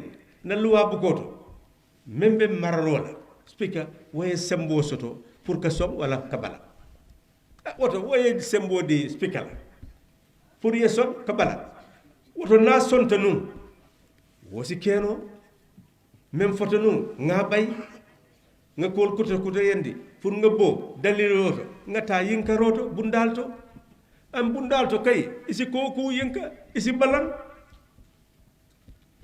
e kolbe wo temboleto e nata ka patiol kili ka foko mo bale boten Nigeria anin patiol nyanta la fita kacala ku men ya lonko député bu ngol le nyanta topatol patiol man sembe soto banko la maral kangoto pour ka ko fo banko la maral kangoto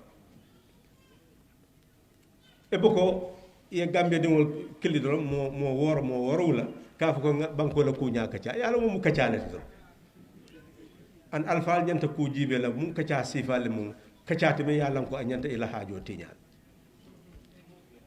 doy man num akkoto he coco kote doy kol dal kol ni koku bari alabanta nyaade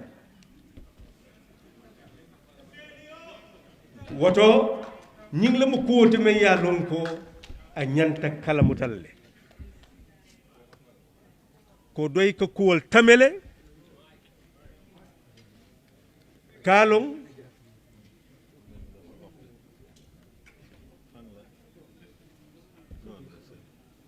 doy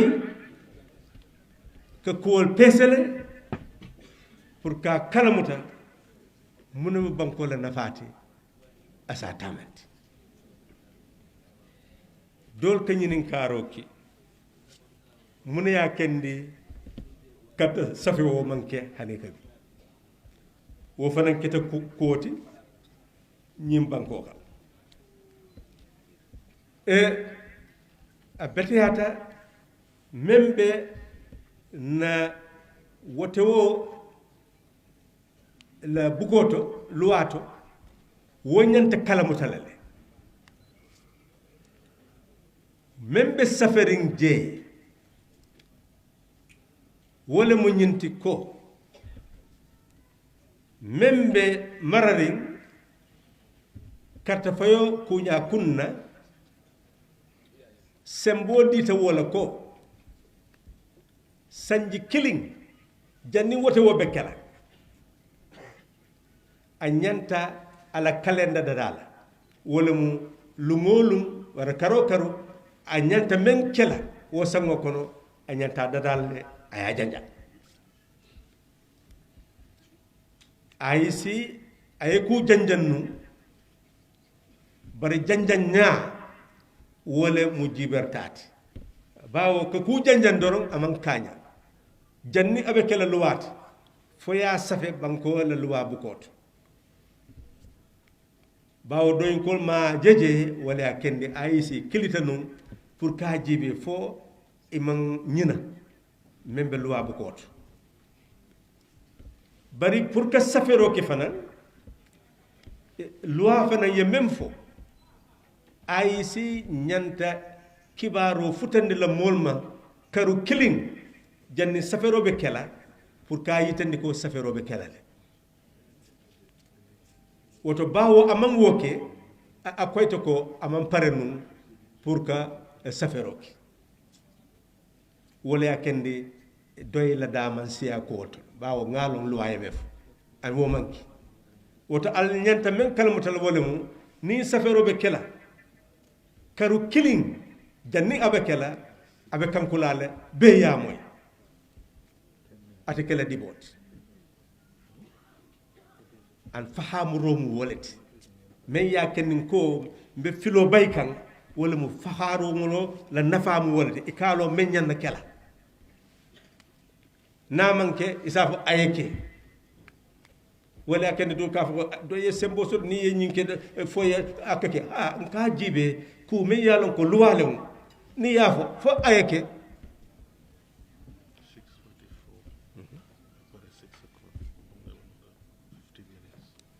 so woto wala mu kuwolti men nyanta jibe la akum mayata alsa kalamuta ko ID card kummayata baake bari wo man kañang pour ye carte ke so soto loi même fo ni ye birth certificate soto ni ye passeport soto ni ye alkalo wala sefo la birth certificate soto hani kabi isi wo dino ye carte ye safe komanto mol noma kanne mbatu nge makoy pour ID kaso do ku jama bari nyimbe filole asab woto akumayata nga ñoo kala mutanti membe kere ñu ne baax na ba tey ñu ngi ci yooni yokkante xel fiñ toog ak fi ñu jëm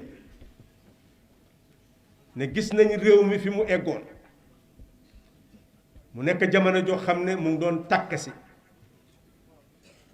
looloo taxoon ñu jóg pour seet naka la ñoo dimbalee réew mi ndax mu dal ne bi nga xamee ne jàmme bañoon na taxawoon na soldaari ECOWAS yi am seen saxaari manduwaar yi ci géej gi pare pour naaw ci jaww ji ci suñu booda bi itam am seen soldaar yi taxaw foofa ndax dañ gëmoon ne nit koo xam ne yàgg na ci nguur du ci génn feek jëlloo doole dal ci quoi ñun ñu gis ne nag dal boobu du doon em ci jàmme réew mi la doon yàq dafa taal réew te su xasee taal réew mi mu ngi mel ni soldaar yi sax mun nañu dugg biir Casamance su ko defee xeex bu yàgg mooy nekk ci suufi gat loolu du doon nekk njëriñi réew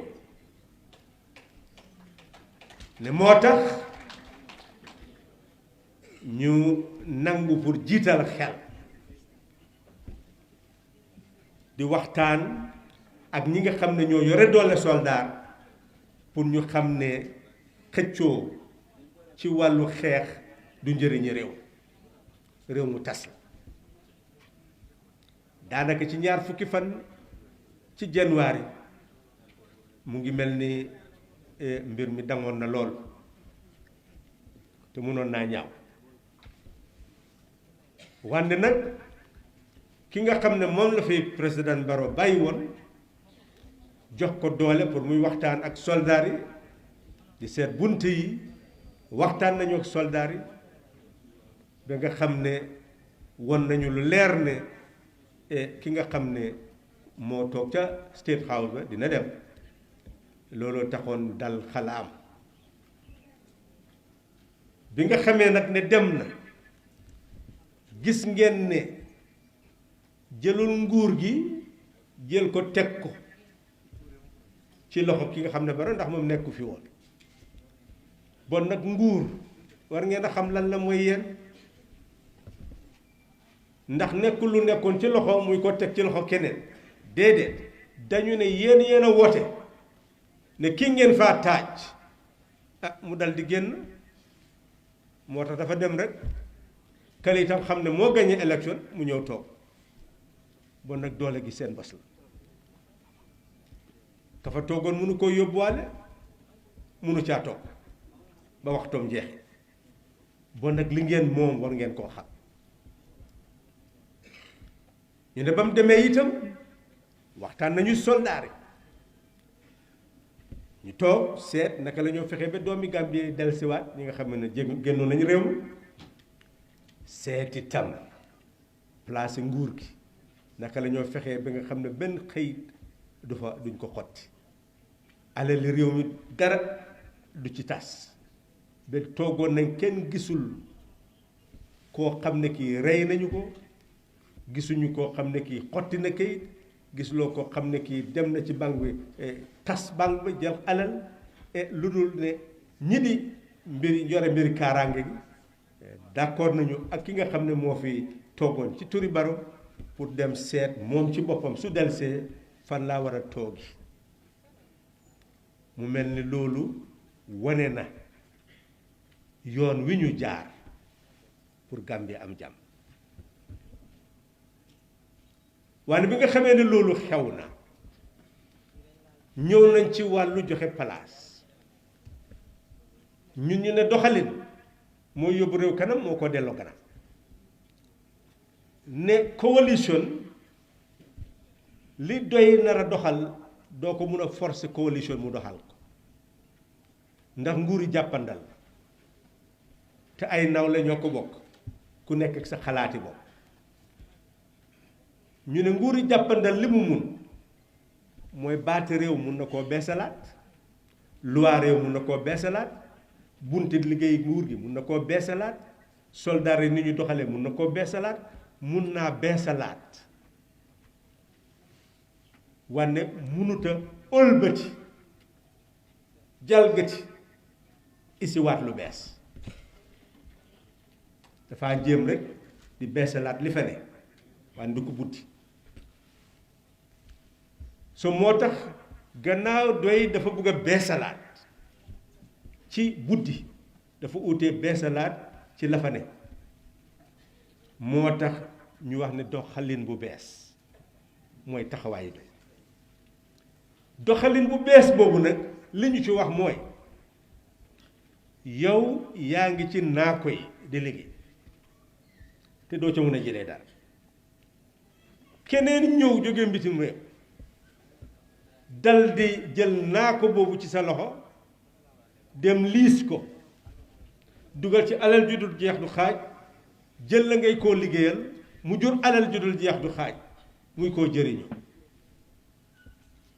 ñu ne nguur gi nga xam ne jël na juróom-ñetti téeméeri million ñenn fukki million ak juróom ne lii de mu ngi koo jël pour jënd maalu sukkur ak diwlin jox ko ñu ma oye way ñàkk ne benn nguur googu mënut a jël alal bu mel noonu dem jënd saxaari nappukaay buy napp ci géej gi isi ci teeru bi ñu toppatoo ko doomi réew mi di ci liggéey lan la ñu jëriñoo ko ci réew mi lan la ñu jaay mbitim réew pour am xaalis mbitim réew ñu ne loolu mënut a am nguur mun naa jënd sukkur ak saaku maalo waaye mënut a jël ak saxaar loolu mooy ban façon ngi doxale ñu ne ki nga xam ne mooy béy ci naako yi la waa ji am ba mun a def toolam bi naat nguur mun na laa dimbale te du la teg intérêt jox la engrais jiwu machine ngeen liggéey ci naako yi la waa ji doon war a am ngeen am ko jaay ko mu dugg ci seen poos waaw léegi ñoom ñu ne loolu doxalin boobu du doxalin bu sell liy doxalin bu sell mooy ngeen bàyyi ñeneen bitim réew ñu ñëw jël seen suuf si jël leen ngeen liggéeyal leen ñoom ñuy jëriñu ngeen di ñàkk ñu ne loolu mooy doxalin bu sell xam nga naxaatee door na de dañ téye ne ki nga xam ne mu ngi ci kaw gi du nit nit nag su ñëwee ba xeeb la nga fonk sa bopp su yàggee mu fonk la su gisee ne yow ñàkkuloo fayda mu fonk la loolu moom la ñoo ooyee socialisme mooy doxal ne alal ji dugal ci kees gi nañ ko jël ñu delloowaat ko nit ñi pour ñu liggéey jëruñu ci delloowaat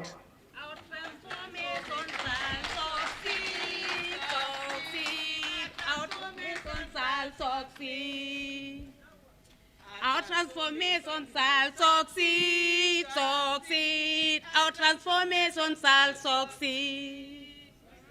With dedication and determination, our transformation shall succeed.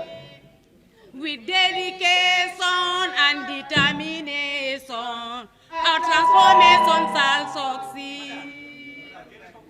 Let's say no to exploitation, oppression and injustice too. Let's say no to exploitation, oppression and injustice too. Have another Gambia in mind, the people's Gambia in view. We have another Gambia in mind, PDOIS Gambia in view. We have another Gambia in mind, the people's Gambia in view.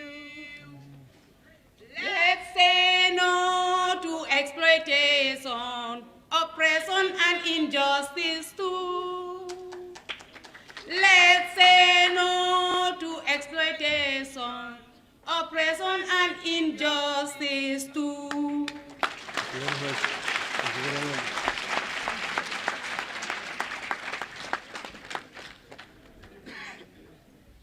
mu mel ni mu ngi gën di leer ndax dañ ñëw pour dàq coono te doo mën a dàq coono fekk dàquloo réer foog nga xam ki nga doon xam li nga moom xam ni nga ko war a dénkaane pour mu jëriñ la loolu mooy waxtaan mu mel ni dañu ne réew waajur la waajur wi nag waru galam mooy toppatoo njaboot gi pour ñu barke su njaboot gi barkewul ñu ne waajur wi moo sàggan wànne nag réew yaay doomam moo tax nga nekk doomi réew doomi réew te réew ma du la toppatoo bon jaratul nga waaye sa bopp doomi réew amaguloo waajur bon nag soo leen gisee réew rek ak nguur rek gis leen waajur yi am na ñoo xam ne ñu ne am nañu xam-xam waxtu nekk ñu ngay laajte waa warloo laajte lan la sa réew war a defar da nga war a laajte lan nga war a defar sa réew xaw ma fuy foraatoo xam-xam boobu moo tax toppandoor baaxul nit danga war a xam sa bopp xam-xam ak toppandoor du benn li leer mooy ne xale bi juddu bees kooku mënalul dara réew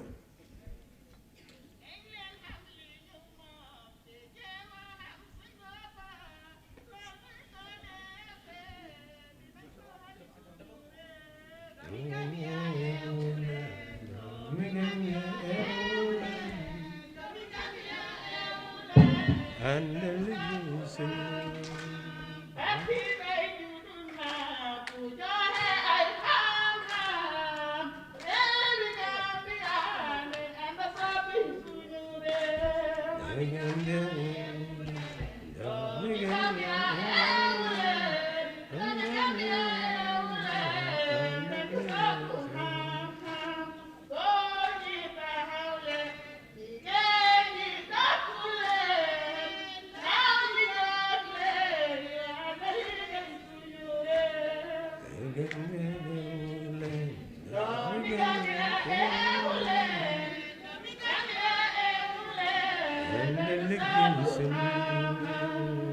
Père Assane la ndeysaan ñu fàttaliku ko da ngeen ma ci jiitu rek maa ngi doon ñëw ci yéen waaw da ngeen ma jiitu ci boobu maa ngi leen doon mboose kooku mooy Père Assane ndeysaan ami Gambie ewu leen ami Gambie ewu leen ami Gambie ewu leen ànd liggéey réew mi lii mooy doy waaw lii moo daan dundal seen xol yi dundal naw yi dundal xel yi dundal lépp pour ñu bugg seen réew bugg seen nit waaw foofu la doy jaar te suñ duggee ci bànnaa ngeen xam ne doy moom ni moo jàngalee bari na waaw dina ami jamono boo xam ne wax sax du am dañ leen a bàyyee woykat yi rek ñu woyal leen waaw ci lañ jublu si waaw ndax lépp mun a leer waaw foofu la ñu jublu ne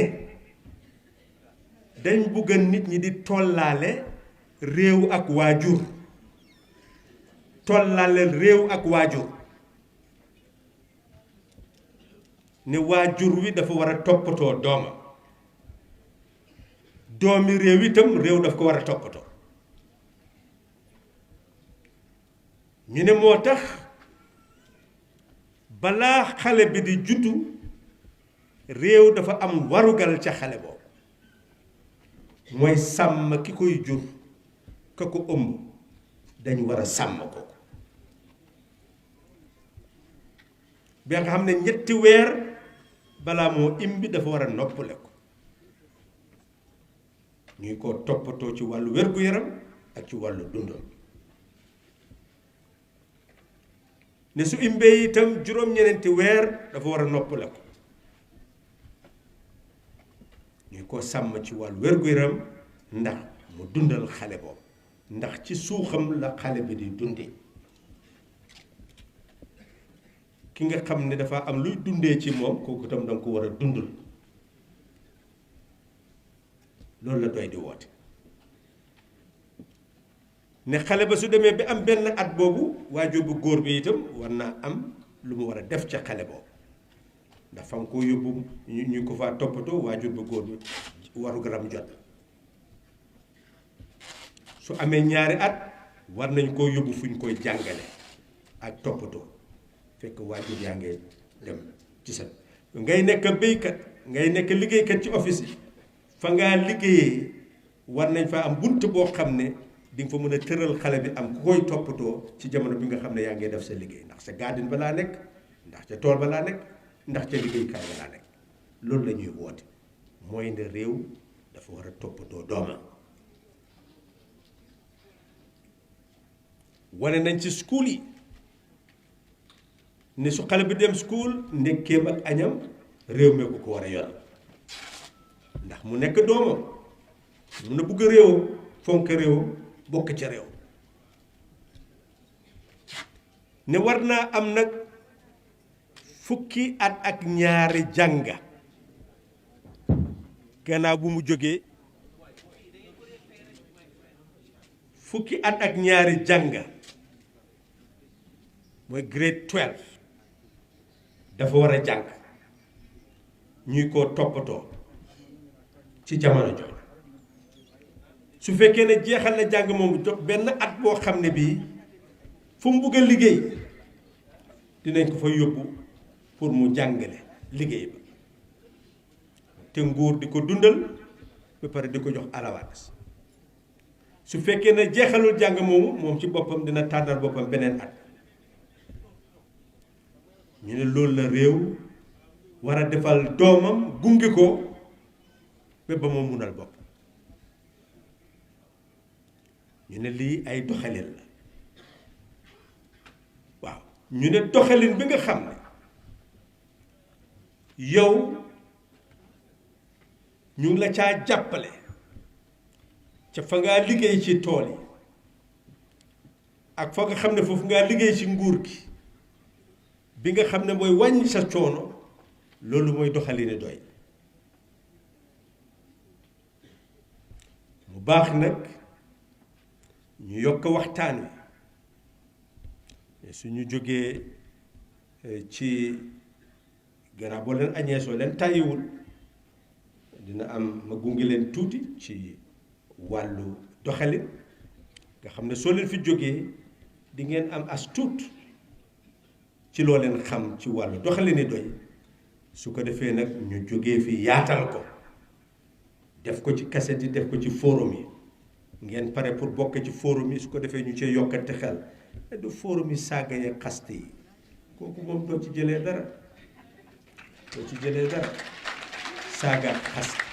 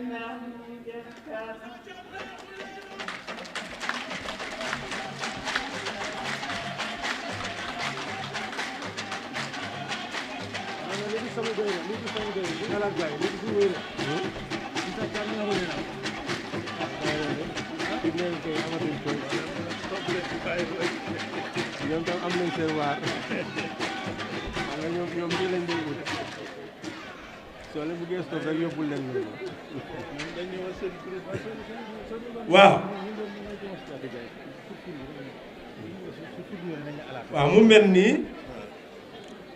fi ñu jublu mooy foofu waaw góor gi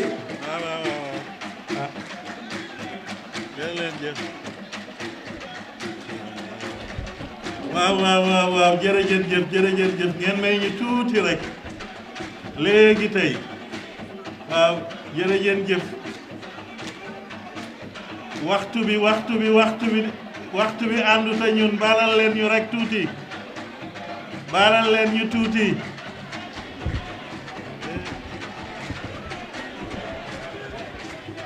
waaw baalal leen ñu tuuti rek balal leen ñu waaw jërëjëf waaw mu ngi mel ni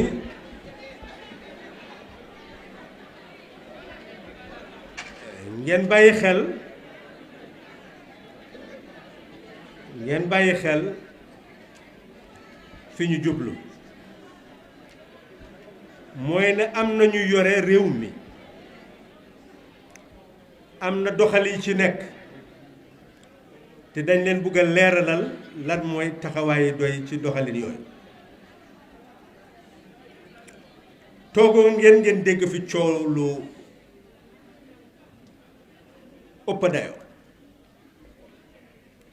ne ñii ñetti at ñelee ñeenti at juróomi at moom la Barrow di toog mu nekk ay kuréel yu rëy nag yu ñu samp pour ñëw ci yéen ndax ngeen farfarloo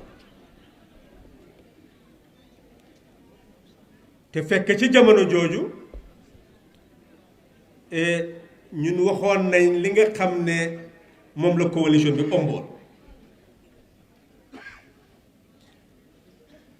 waane nag bi wax ji demee ba sori dañ ci génne suñu bopp ndax fu mu jublu woon nekkul fi ñu ko bëgg a jëmale ñun bañ toogee di waxtaan naka la ñoo sampee coalition dafa amoon ñu ragal ne soo bàyyee nit mu taxaw ci turi parti bi dina wax ne moom moo gañaloo nit ki doo gisati ndami coalition ñu ne bon nag kuy taxaw danga war a fexe nga bàyyi sa parti nga taxaw indépendant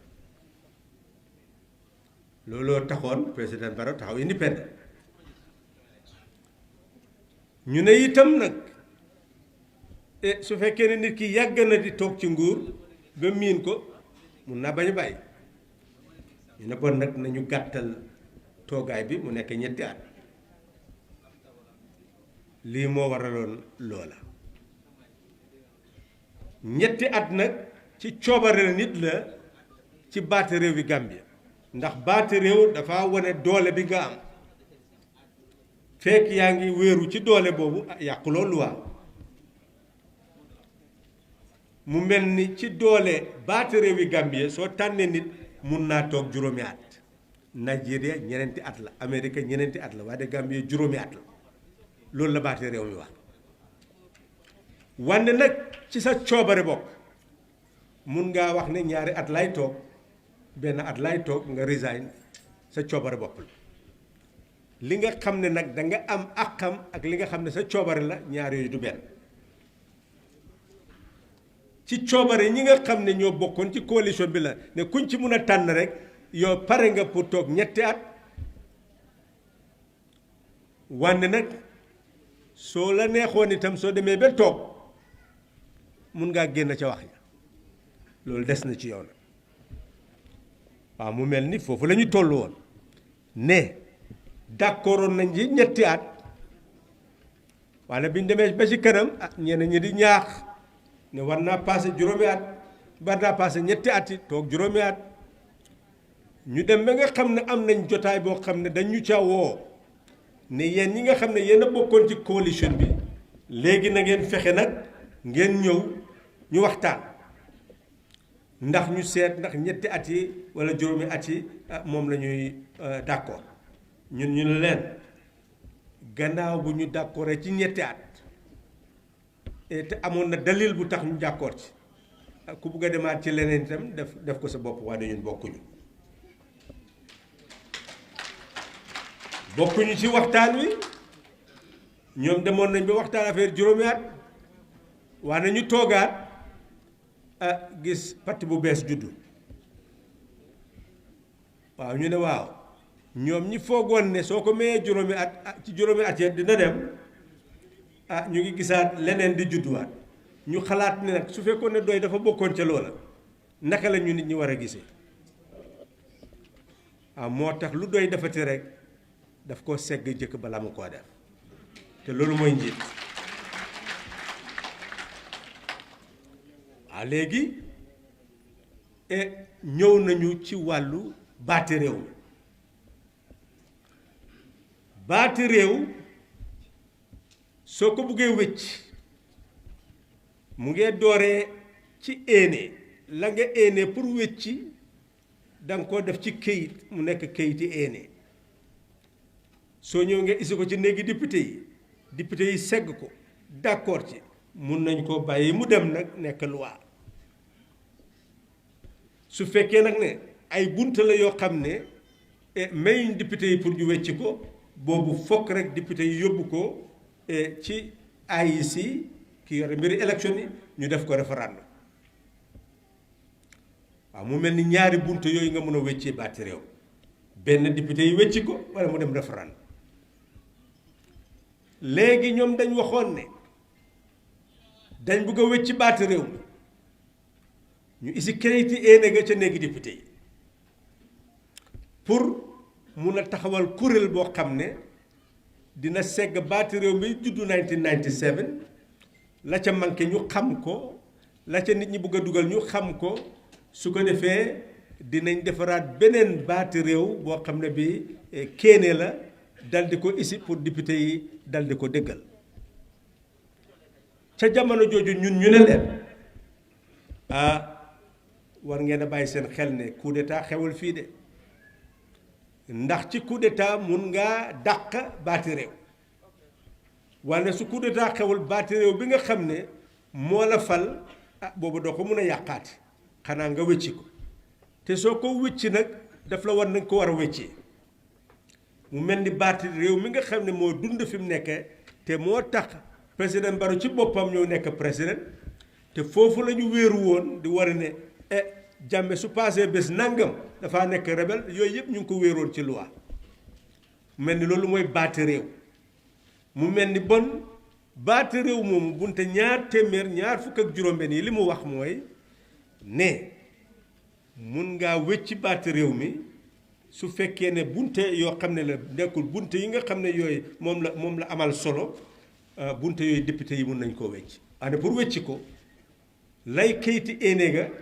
dinañ ko yëbbaane ñetti weer ñaar li yëbbaane ba warut a gën a tuuti nag fukki fan su paasee loolu nag mun nañ koo isi di néegi député yi ñu segg ko néegi député yi itam pour loi nekk loi dafa dooree nga seet njëkk dalil ba ndax baati réew mi li mu ci wax mooy su fekkee da nga bëgg wécc baati réew mi bii dem référendum ak bi dul def référendum yépp ñoo em ci ne soo ko yëbbaanee ñetti weer yi ak fukki fan yi soo ko isee ci néegi député yi dañ war a njëkk a seet dalil ba balaa ñoo dem ca bunt ya suñ seetee dalil bi ñu gis ne d'accord nañ ne war naa jàll su ko defee ñu bàyyi mu jàll ngeen dem nag segg bunt yi li nga d'accord ci bunt yi nga mun koo wax xëj na ngeen mun caa d'accord ngeen dàq bunt yooyu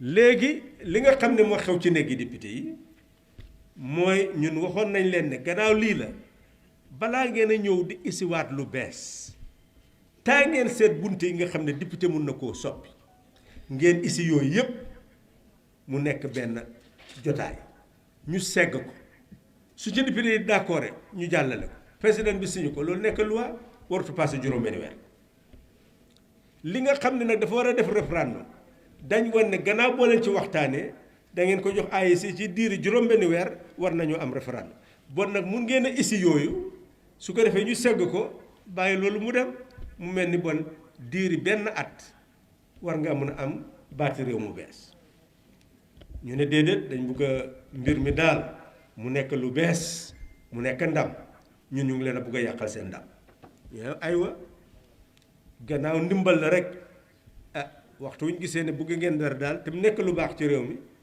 duñ ci yàq dara dinañ ànd ak yéen ñu dal di ànd ak loola ñu dem ba nga xam ne nag léegi ñooñu jeexal nañ seen liggéey joxe kéedee googu ñu isi ko mu nekk kayiti éene ci néegi député yi léegi nag député yi am pour seet dalil ba ñett ci ñeneenti xaaj suñ ci d'accord ñu dal di dem ca bunte ya ñu doon di segg bunte yi xam li ci baax ak li ci bon wane nag député yi ñu gën a néew dañ ne duñu bàyyi affaire bi dem moo tax mënuñoo am ñetti xaaj yi ci ñeneent looloo tax baati réew ma ñu dàq ko fekk dalil rek lañ seetaguñ sax bunte yi léegi bi loolu xewee ñu toggati ne fi mu nekk nii dañ war a seetaat mbir mi ndax ñoom daal bëgg nañu baati réew bu bees ci biir seetaat mbir mi ñu ne leen ci néegi député yi day dafa am benn bunt boo xam ne ci benn jotaay soo leen tëralee dara ngeen ñëwaat gis ne daal gënul mun ngeen a dàq la ngeen tëral isiwaat la nga xam ne moom lañ isi woon ba ngeen dàq ko ñu beesalaat ko wante nag ci kayiti néegi député yi waxuñ ci la la war a xew su fekkee ne beneen jotaay la woon ngeen wax dara jotaay bu bees bi bëgg koo dàq wante nag li ñu wax mooy ne su fekkee ne am na loo xam ne binduñu ko ci téere député yi kay jiiti député yi jiiti néegi député yi kooku am na doole pour d'accord ca loolu pour mu am